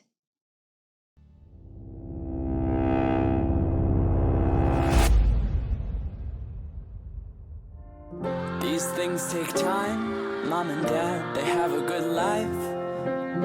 But what am I gonna do with mine? Hello, welcome back to Transformation Ground Control, episode number 177. My name is Eric Kimberling. You can find new episodes of this show every Wednesday by going to transformationgroundcontrol.com. The show is sponsored by Third Stage Consulting, which is an independent and tech-agnostic consulting firm that helps clients throughout the world with their digital transformation journeys. I'm here with Rob Novick. We're talking about some advice and some tips for how to further your career and be successful in business and technology consulting. William, who I know watches a lot of our stuff and knows that I like rock and roll, maybe he even sees the Def Leppard album right behind my head here. He says, FYI, Def Leppard is on tour this summer. Big show. So totally out of scope, but thank you. I appreciate the comment there. So just some fun comments and thoughts from the audience there. I want to ask you two closing questions here, Rob. One is for people that are starting off in consulting, and the other one is going to be for people that are maybe further along in their careers and they're trying to either transition to consulting or take their consulting to the next level. Let's start with people starting off in consulting, people that are just starting off. What closing advice would you have? Like if you're going to leave people with one or two things as they think about how they enter the world of consulting, what would that be? I think it's kind of a multifaceted answer of what in this is going to make you happy. There's a financial component to it. Some people are comfortable with travel. Some people are not. I think you got to look at the organization. Are you going to be traveling? Are you going to be local? Are you going to be remote? What does that look like? Is there an opportunity, let's say, to work overseas? Maybe something that you want, as well as, think about, I used the word earlier, dysfunction, somewhat tongue-in-cheek, but I think you get my meaning, which is find the organization where you fit, where you can thrive. And I get it. Sometimes we don't have a lot of options, right? I had one offer, great. I'm going to take the offer. I'm going to learn there, and then over time, I'm going to move. But maybe it's for every career. Somebody who's young, be patient with yourself. It's okay to be impatient, but be patient with yourself. You need to evolve as well. There are things you need to learn, and you're going to make some of these mistakes. And I always thought it was baloney that you're going to make a mistake and you're going to learn from that mistake. I can tell you there are certain mistakes I have made my whole life. Hopefully, the time between making that mistake has grown and the amplitude of that mistake has been somewhat lowered. But, you got to forgive yourself a little bit. You make the mistake and you keep moving on. Yeah. Yeah. And especially like you said at the very beginning of this conversation, you're going to be surrounded by people that are smarter than you and have much more experience than you. And it can be a bit intimidating, and it can make, at least when I started off, I felt like I had to be at that level. I had to quickly be at that same level of knowledge and understanding. And the reality is I wasn't. So, I was trying to pretend to be something I wasn't. And that's something I would not recommend doing, because I think it can create some blind spots, and it just puts too much pressure on yourself that you don't need and no one expects you to accomplish. Good advice. What about established consultants, people that are, maybe mid-career, maybe they've been a consultant for a while, maybe they're stuck, maybe they're not sure how to really take it to that next level. What sort of, is there anything you would add to that list for people that are already in the world? Yeah, absolutely. All right. This group is a little bit different. You need to learn how to sell. You got to get over it. Some people say sales is a dirty word. I don't sell. I had a friend who used to say, I don't sell. I help my friends with their business problems. I just happen to be very good at making friends. It's great advice. You're still selling.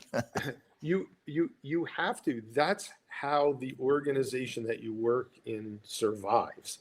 And it's rare for an organization to get lots of calls coming in that say, I need you. I heard about you. I need you. And, Eric, I admire you and Third Stage because you are one of the only organizations I've ever run into that can actually do that. I think Third Stage is a very special place, not just for that reason, but for other reasons. And so you have to find your voice, though. You have to figure out your style of how do you work with clients to develop new business.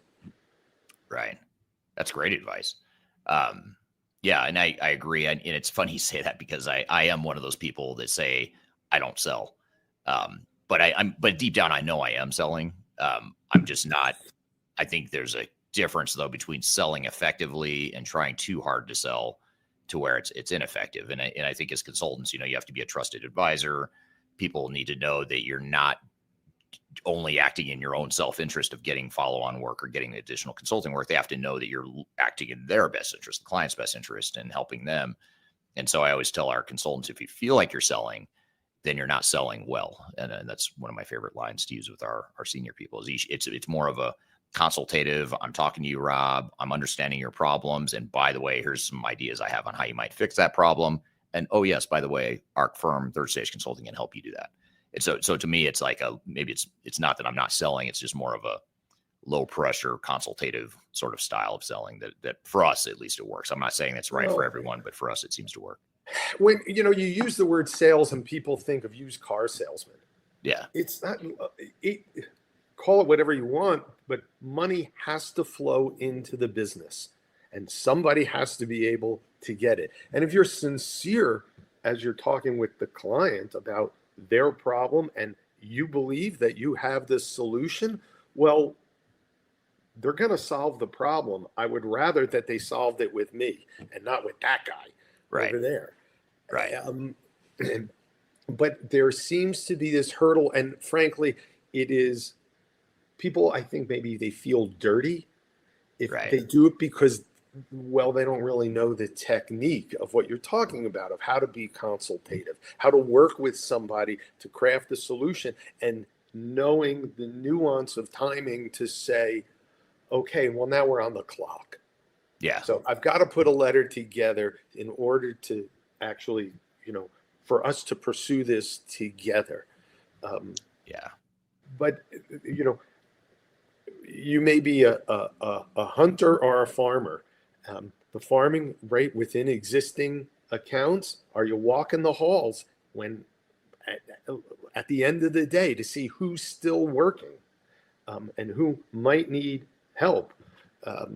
Or are you the person who's really good at church or at your, book club or whatever, to be able to chat to people a little bit about what they do and what you do? And the final thing maybe is that the number of times I've heard consulting organizations or professional services organizations somehow finally tell the client, oh, this is what we do that. And the client says, really? And you think, man, you should have been saying that 6 months ago. They don't even know what you do. The client doesn't know what you do. You're so afraid to develop the business that you're not even talking about what you're great as an organization at. And something I think to be proud of. If you're doing great work, you should be proud of it. Yeah. Yeah. Well said. And I couldn't agree more. And it's almost like, you have to have that mindset of you want to be a trusted advisor. You want to help a client. Then part of helping that client is showing them what you know, showing them what you can do, showing them how you can help. And you don't have to call it, you don't call it sales, call it something else, business development, whatever you want to call it. Business development. Consulting, whatever. But the point is you need to be able to be effective in that selling. So I lied. I said that was my last question, but I have to ask this question because it's come up twice just here in the last couple of minutes. And given your background in AI, I have to ask this question. So I'm going to ask you two questions. I'm going to read them both and I'll kind of hone in on the second one because I think it sort of summarizes it. So this will be our last bonus question here for today. First, part A is from Subir. Subir says, consulting is tied to knowledge monetization of culture, business practices, and tangible skills, including technology. How do we see AI's impact to singularly replace that knowledge differential? And then let me read part B, which I think is maybe this might be a little bit easier to get your head around, Rob, and answer it in this way. And this is from LinkedIn, Thurumurugan. I'm 90% sure I butchered your name. I'm so sorry, but this is from LinkedIn. And the person says, we all know AI plays a major role in most industries. How will it impact consulting? So let's just maybe simplify it and say, how do you think AI is affecting or will affect the world of consulting now and in years to come? Yeah. You have to kind of split it in two camps, that there are people who really dig AI. I think it's going to be the coolest thing. I think it's going to be great. Yeah, everything comes with problems. Every relationship comes with problems. Okay, put all that stuff aside for a minute. I think it's really cool. I think it's going to be very helpful. And then there are people who are just terrified of it because they feel like they're just going to be displaced.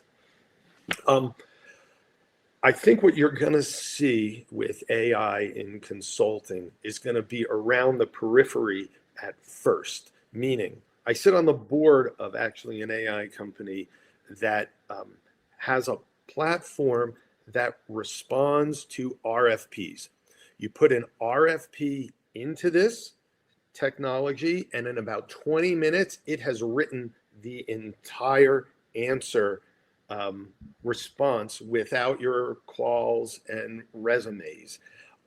And that process used to take days, if not weeks, to do. You still have to edit it and look at it, but it's been trained to go out like ChatGPT and look at the world of RFPs and the responses, and it writes it. And it's, to me, brilliant. It's cool. And so later on, there are going to be two groups, right? There's going to be one group that's using some RFP response technology, and those who are still doing it the old-fashioned way, and it's just going to get them, it's just going to be faster. I'm going to be able to respond to that many more RFPs. I think you're going to start to see stuff similar to that with requirements.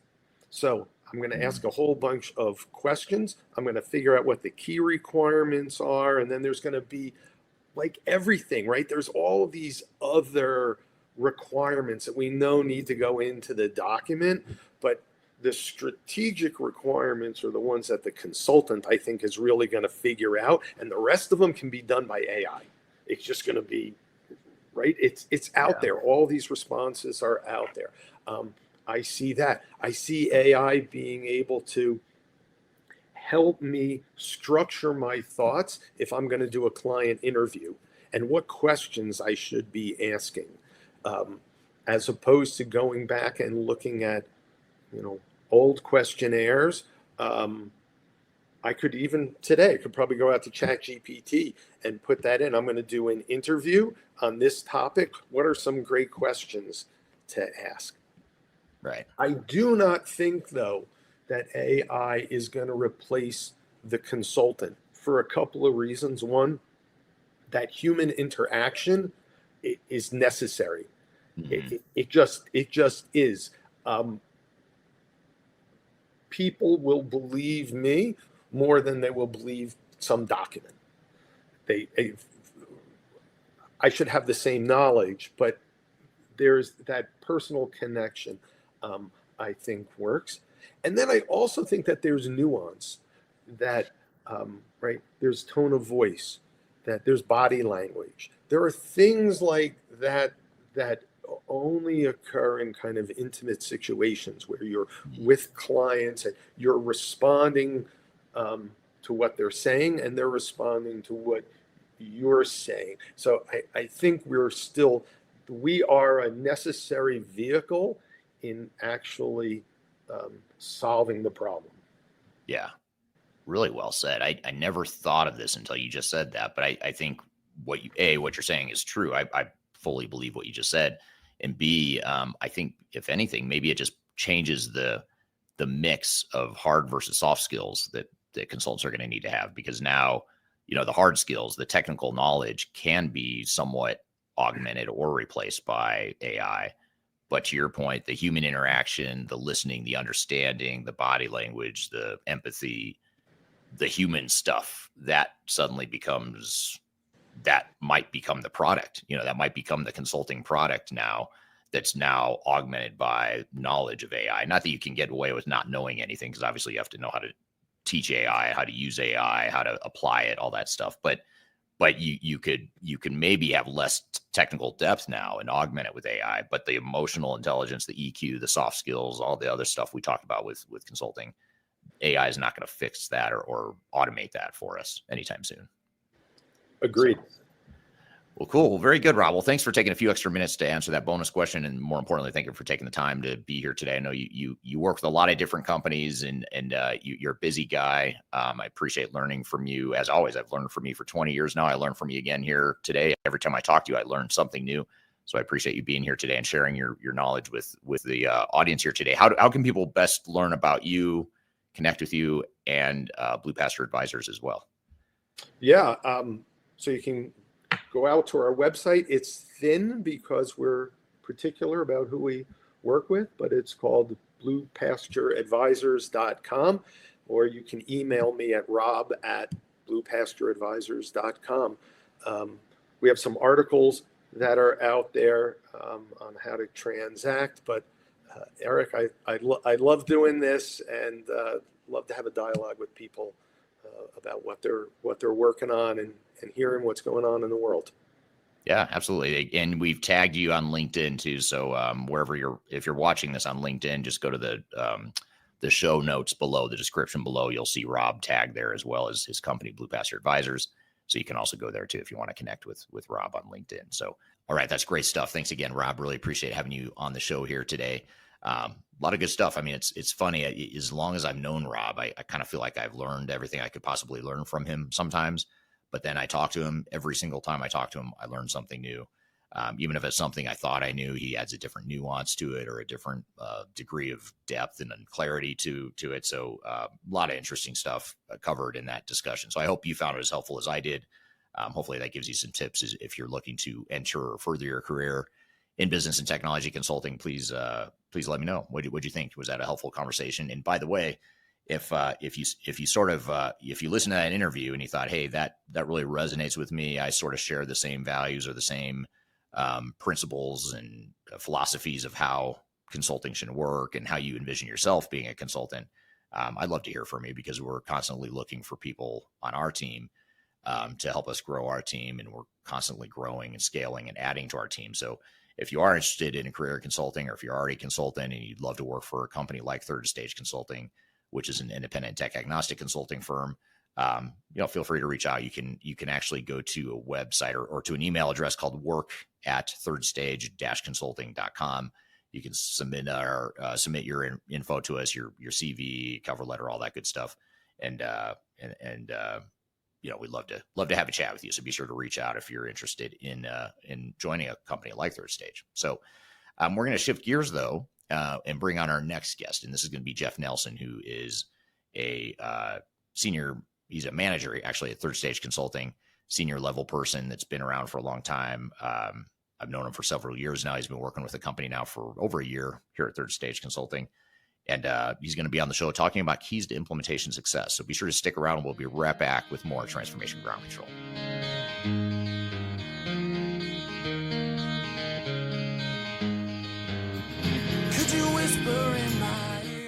Before we dive too far into today's content, I want to share a little bit of information about Third Stage Consulting and who we are.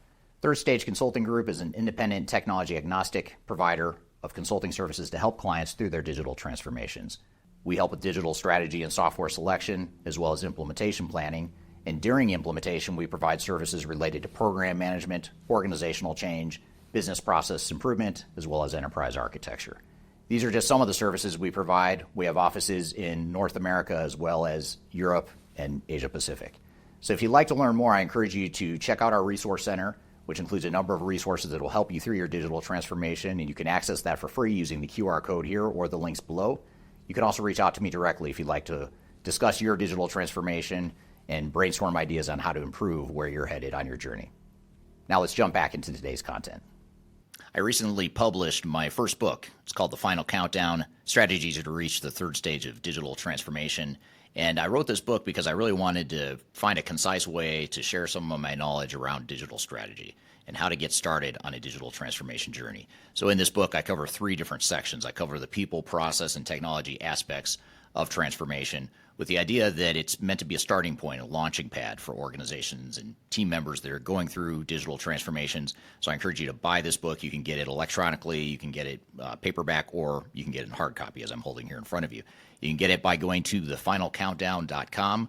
You can also search for it on Amazon if you shop at Amazon. Otherwise, just go to thefinalcountdown.com. Love to hear your feedback on this book as well. So I hope you check it out and hope you enjoy. And I'll do anything you ever dreamed to be complete. Yes, I'm enough that far. Hello, welcome back to Transformation Ground Control, episode number 177. My name is Eric Kimberly, and you can find new episodes of this show every Wednesday at transformationgroundcontrol.com. And this podcast is everything you need to know about digital transformation, including the people, process, technology, and strategy sides of transformation. And in the case of this episode, we also covered career advice. So that's something that we just covered here with Rob a few moments ago. And shifting gears, though, we're going to bring on Jeff Nelson from the Third Stage Consulting team. He's someone who's been helping. He's been in the ERP space for quite some time. He's been with our company for a little over a year, and he's helped organizations through their implementations here at Third Stage in his role here. So we want to actually play you a clip from our sister podcast that hasn't launched yet. It's about to launch here soon in the month of July of 2024 here as we speak. And that new podcast is called Journey to D365. It's a podcast series, a season of 12 episodes. It's going to focus on just the Microsoft Dynamics implementation process. And so we have a number of guests on the show that'll be talking about Microsoft D365, how to implement the software, et cetera, et cetera. And Jeff is one of the first guests you're going to see on that podcast when it's released. So I thought I'd play you a clip of that interview with Jeff prior to its official release on the D365 podcast, because so much of what we talk about on that show or in this interview I'm about to play you, is relevant to any sort of ERP implementation, whether it's D365 or any other sort of enterprise technology implementation, Workday, NetSuite, SAP, Oracle Fusion, whatever it is you might be implementing. This discussion is meant to help you. And so he might use a couple terms here and there that are specific to Microsoft D365, but I want to play you this clip because it is so relevant here to the enterprise tech space. And if you are considering or in the process of implementing Microsoft D365, of course, it'll be relevant to you as well. So with that all being said, let's play the clip of my interview with Jeff Nelson talking about keys to implementation success. Before we get started and really dive into some of these questions I have for you about D365 implementations, tell us a little bit about yourself and your background. Sure. Well, for the majority of my career prior to joining Third Stage, I was in the telecom infrastructure business, primarily on the wireless communication side. So I worked for a company that was building and upgrading cell towers all over the U.S. We were one of the largest at the time, working for the major cell phone carriers directly. And during my over 15 years there, I went through 2 different ERP implementations. First was an on-prem Oracle implementation in the 2009-10 timeframe. And then in 2017, we decided to go to Microsoft Dynamics D365. It was a pretty new product at that time. And so as part of that implementation, we actually looked at Third Stage to help us along that journey. And I was advocating for hiring Third Stage, and that's where you and I met. And right. Unfortunately, we didn't hire you, and I still think that was a big contributor to the problems that the company had with that D365 implementation, quite frankly. And as part of a spinoff of that company a few years later, we implemented D365 again in the new entity that was spun out of the original company as a new standalone business. So went through 2 D365 implementations on the client side, right? And right. Kept up with Third Stage and decided to try and join you guys a couple of years ago, and here I am. So right, yeah. It worked out. Maybe it worked out for a reason then. That maybe it all worked out. Yep. Yeah. Well, that's super interesting. Now, before I jump into my real questions here, I have to ask you a personal question real quick. You and I have known each other for a while, as you mentioned in your you have a band that you follow around and that you're a huge fan of. Can you talk a little bit about that? Just share the personal story real quick. So, coming of age in the 90s, Pearl Jam is my favorite band of all time. I've seen them 39 times, and 39. 39 times. And by the end of this summer, that number will be at least 43, as I have tickets to 4 shows on the upcoming tour, and we'll see if we can't add to that. Yeah, that's great. That's really cool. You shared some cool stories about some of the performances you've seen and some of the places you've been to see them. So I think that's pretty cool that you've done that. And us both being rock and roll and music fans, I couldn't jump into the conversation without first covering that important personal detail. Yeah, absolutely. So you mentioned the company you work for was the telco wireless sort of company that you worked for 15 years. You did the 2 D365 implementations there. So, obviously there's I imagine a heavy field service component to that piece of it, and managing mobile assets and that sort of thing.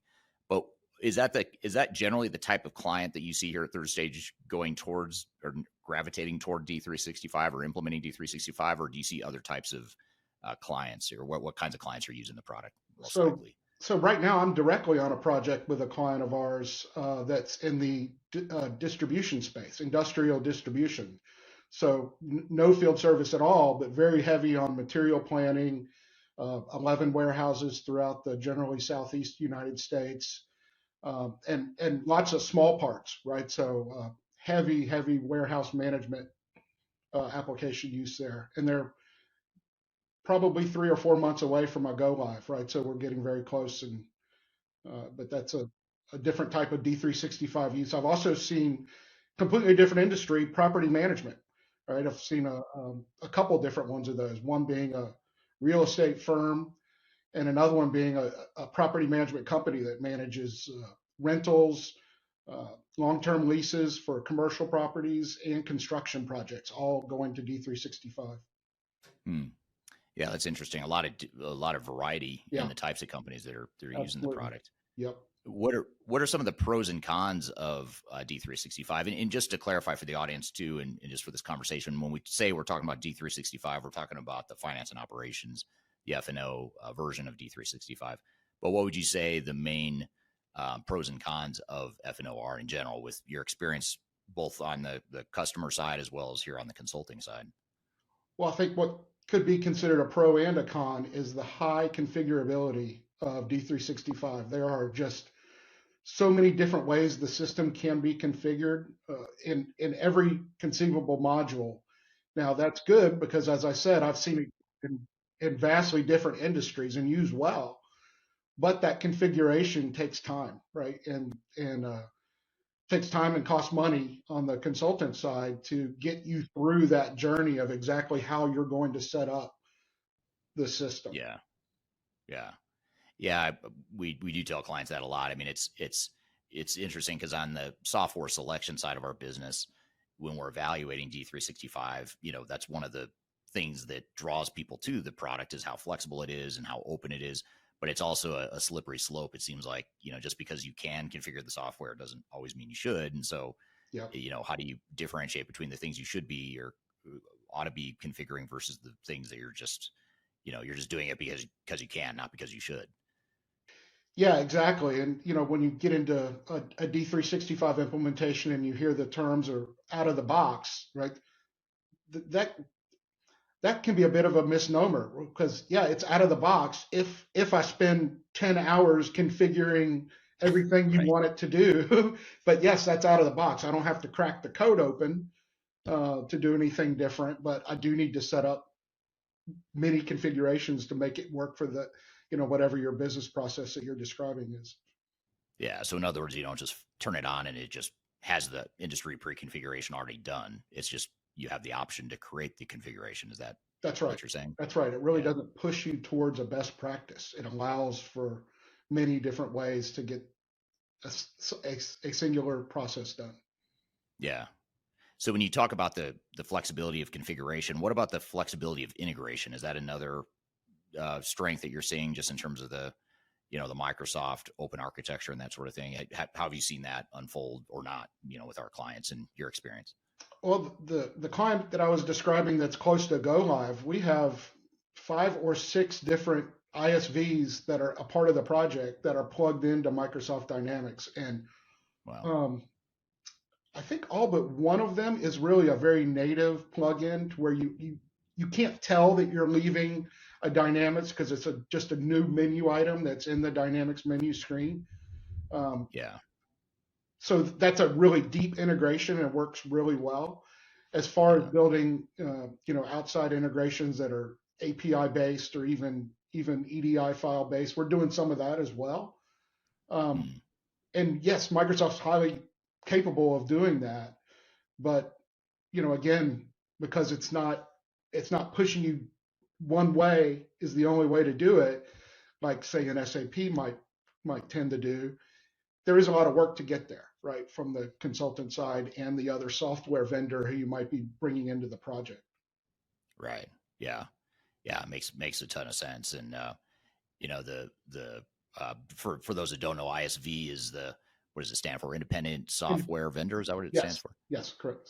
So an ISV, that's something that's worth noting here with Microsoft D365 is it is sort of a unique part of Microsoft's model with D365 is you have these third-party providers that use the D365 platform to tailor it or customize it for a certain industry or certain function or a certain use case that maybe the standard software doesn't do well.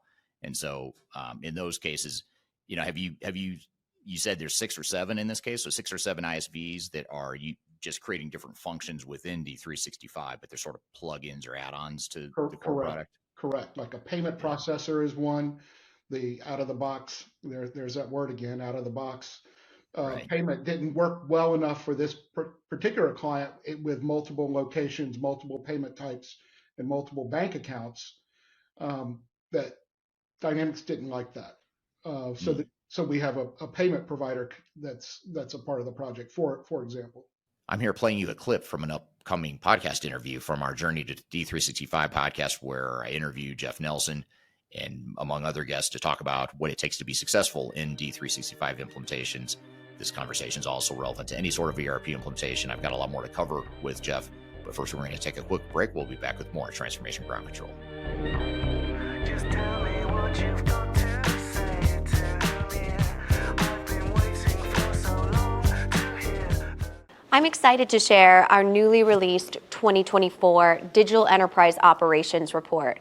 This free download is available on the Third Stage website at thirdstage-consulting.com. This report is truly packed full of technology-independent and agnostic insights for your project to ensure that you're strategically optimized for success. Download your copy today with the QR code in front of me or visit our website for more details. Hi, this is Eric Kimberling with Third Stage Consulting, and I want to invite you to join our annual tech agnostic conference called Digital Stratosphere.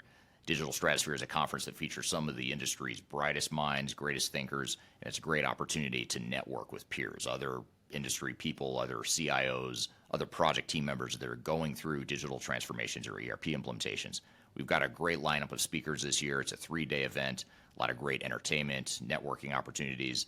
I'll be there as one of the keynote speakers, along with some of my favorite speakers in the industry as well, both within Third Stage Consulting, but also outside the company as well. So I encourage you to check it out and learn more. You can go to stratosphere2024.com to learn more about the event. You can see the agenda, the way it's shaping up, and you can see some of the past testimonials of people that have attended. And the event is October 2nd through the 4th, 2024. It's going to be based in Denver, Colorado, downtown Denver, beautiful downtown Denver in the fall, which is a great time to visit Denver if you haven't been. Again, stratosphere2024.com. Check out the agenda. Check out our early bird pricing for passes. And the other beautiful things, if you can't be here in person in Denver, which we hope you can, but if you can't, you can also join remotely as well. We have virtual passes available as well, so you're able to join from wherever in the world you might want to join from. So stratosphere2024.com. Check it out, and I hope to see you there.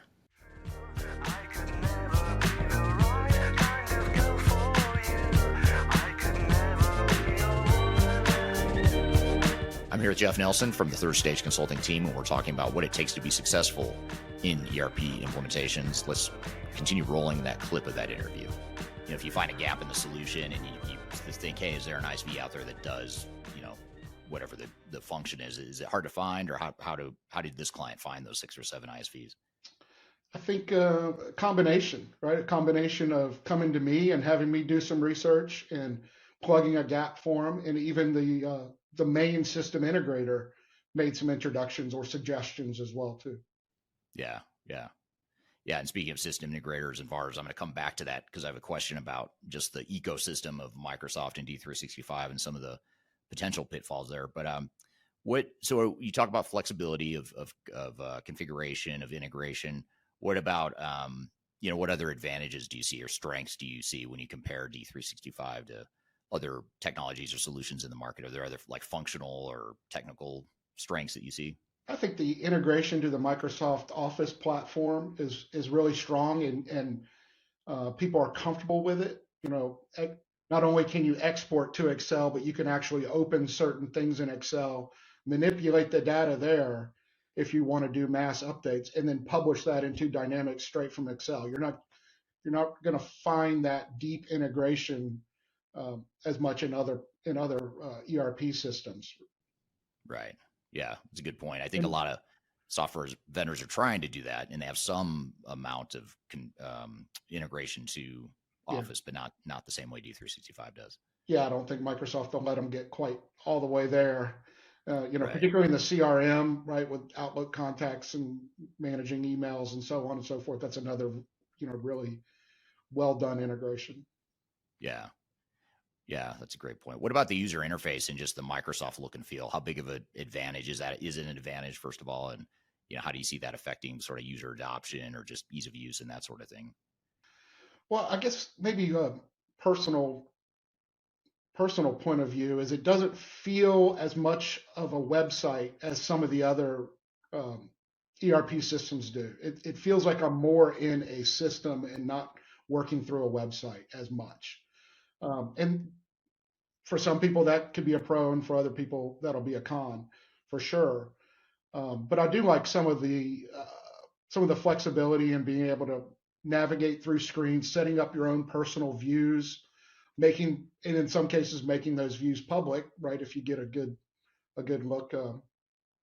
looking screen, and one that you've maybe added a few columns to that aren't in the quote out of the box view, and then you can publish that to the, let's say, your customer service team if you're a customer service manager, and now you know Right. that everyone's working off one sheet of music. Yeah. Yeah, absolutely. Now, what about the downside? You talked about how the flexibility is a pro and a con, or a strength and a weakness, but are there other weaknesses of the product that you might point out just to be aware of so we can navigate those as we're implementing the solution? Well, I don't know if this is so much a weakness of the product, but the implementations are hard, Mm, um, and cumbersome on the client, um, both in terms of the configurations that we talked about earlier. There's just a lot of decisions to be made, a lot of involvement that the client's going to have to get it right. That's not so much different from other systems, but in Microsoft there are so many things you have to consider and make decisions on, that the client's got to be very keenly engaged and aware of what their SI is needing to keep the project moving. yeah, that's a great point. That flexibility piece, the dark side of flexibility, really does kind of percolate or trickle through the entire project for sure. Yeah, I know we keep coming back to it, but I do believe it's probably the biggest pro and perhaps the biggest con of the Dynamics system. Yeah. What do you see as the biggest advantage or business benefit of using the product, either based on your customer facing side experience or as a consultant? Where do you see the biggest business value for companies that deploy D365? I think it's very, very likely that you will be able to get it to configure your entire end-to-end business. Now, you might have to bring in some of the ISVs to do that, but they exist, right? They all exist. So it's quite likely you'll be able to get everything you need under one roof at the end of the day. Right. Yeah, absolutely. Yeah, and again, we'll come back to that because that's a big discussion point, is the ISV slash VAR slash system integrator ecosystem Yep. side of it. What are some of the biggest risks then? You mentioned that it's a difficult implementation. There's a lot of decisions to be made. It puts a lot of pressure on the implementing organization to make decisions and to be engaged. What other risks do you see that are unusual or maybe a bit heightened for D365 implementations compared to others? I would say because of the high configurability, it's even more important to get your phase zero done right, get your requirements well documented, make sure all of your business processes are documented and well understood so you can explain them to your SI. Um, don't want to avoid, you want to avoid surprises as you get further down the project. So spending that extra bit of time up front before you even look at the software, past the demo phase, spending that time getting to know your SI and making sure they understand all of your business needs and all of the different transactions that you have to go through the system to get that architecture done right up front is really important, because the risk of scope creep and project extensions and change orders becomes, that risk is extreme if you're not well defined going into the project. Yeah. Yeah. That phase zero / implementation planning / business blueprinting process up front is really key. And that, addresses a lot of those challenges you mentioned around decision making and needing to have clarity around what you want your processes to be and what your future state is going to be, so that you can be more engaged and answer those questions more quickly. Otherwise, if you're scrambling to make the decisions as you go, it just adds a lot of time and money to the project. That we see that time and time again for projects that have struggled in their implementations. How have you seen, then, coming back to this flexibility thread, then how have you seen clients navigate the need to balance the flexibility of D365 versus the potential need to want to standardize or have common business processes across their end-to-end enterprise? What's some advice you have or your observations around that with our clients?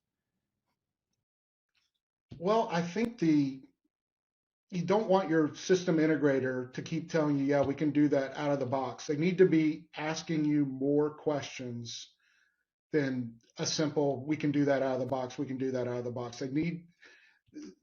That's them leading you down a road that's going to cause problems as you get towards the, into the implementation, right?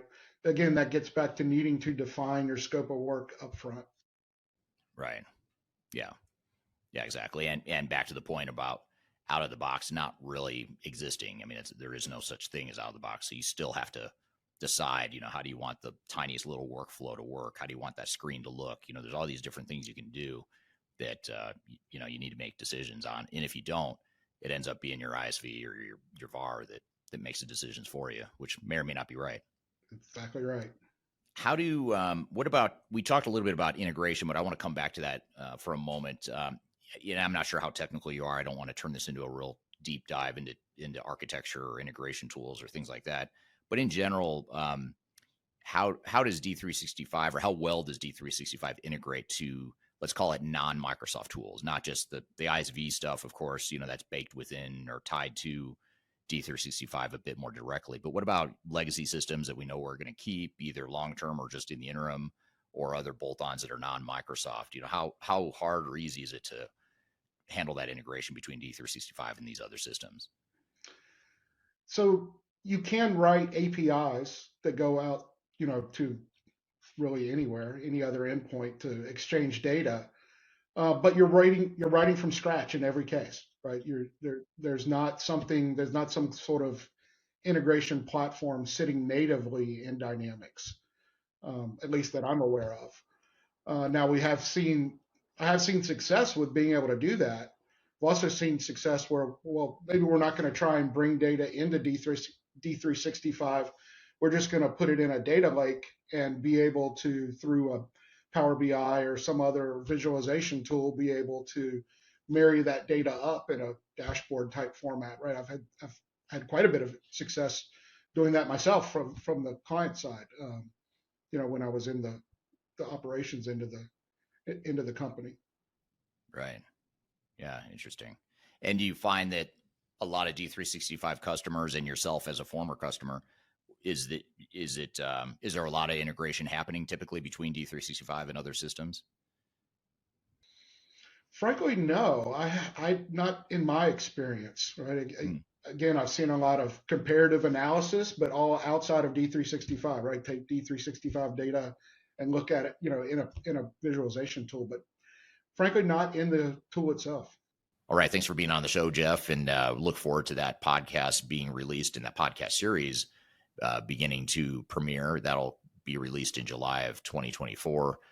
You can go to journey2d365.com to keep an eye out for the episodes as they're released. You'll also find them on YouTube, Facebook, LinkedIn, and Twitter X. And you'll also find them on audio-only podcast platforms as well once it's released. So be sure to stick around for that, especially if you're going through D365 implementation or if you're in the Microsoft ecosystem. You'll want to check out that podcast series, which is coming very soon. Another sister podcast that is produced by Major Tom Productions and also sponsored by Third Stage Consulting Group, which this podcast is as well. So be sure to check that out. So if you found this information in this week's episode helpful, look forward to sharing more content with you in the coming weeks. We've got a lot of great guests coming up here on the show, so be sure to stick around. Every Wednesday, we've got new episodes. Go to transformationgroundcontrol.com to check that out. If you happen to be going through an SAP implementation, you can also check out our sister podcast called journey2s4hana.com. Just go to that website. You'll see all of our podcast episodes there. We just a few days ago, we completed our first full season of 15 episodes of that show. You can find that, again, at journey2s4hana.com. And then coming soon in just a few weeks, will be journey2d365.com. And that's another sort of mini podcast series that'll be released here in just a few weeks. So hope you found this information useful. Hope you all have a great week, and we'll see you next week on Transformation Ground Control.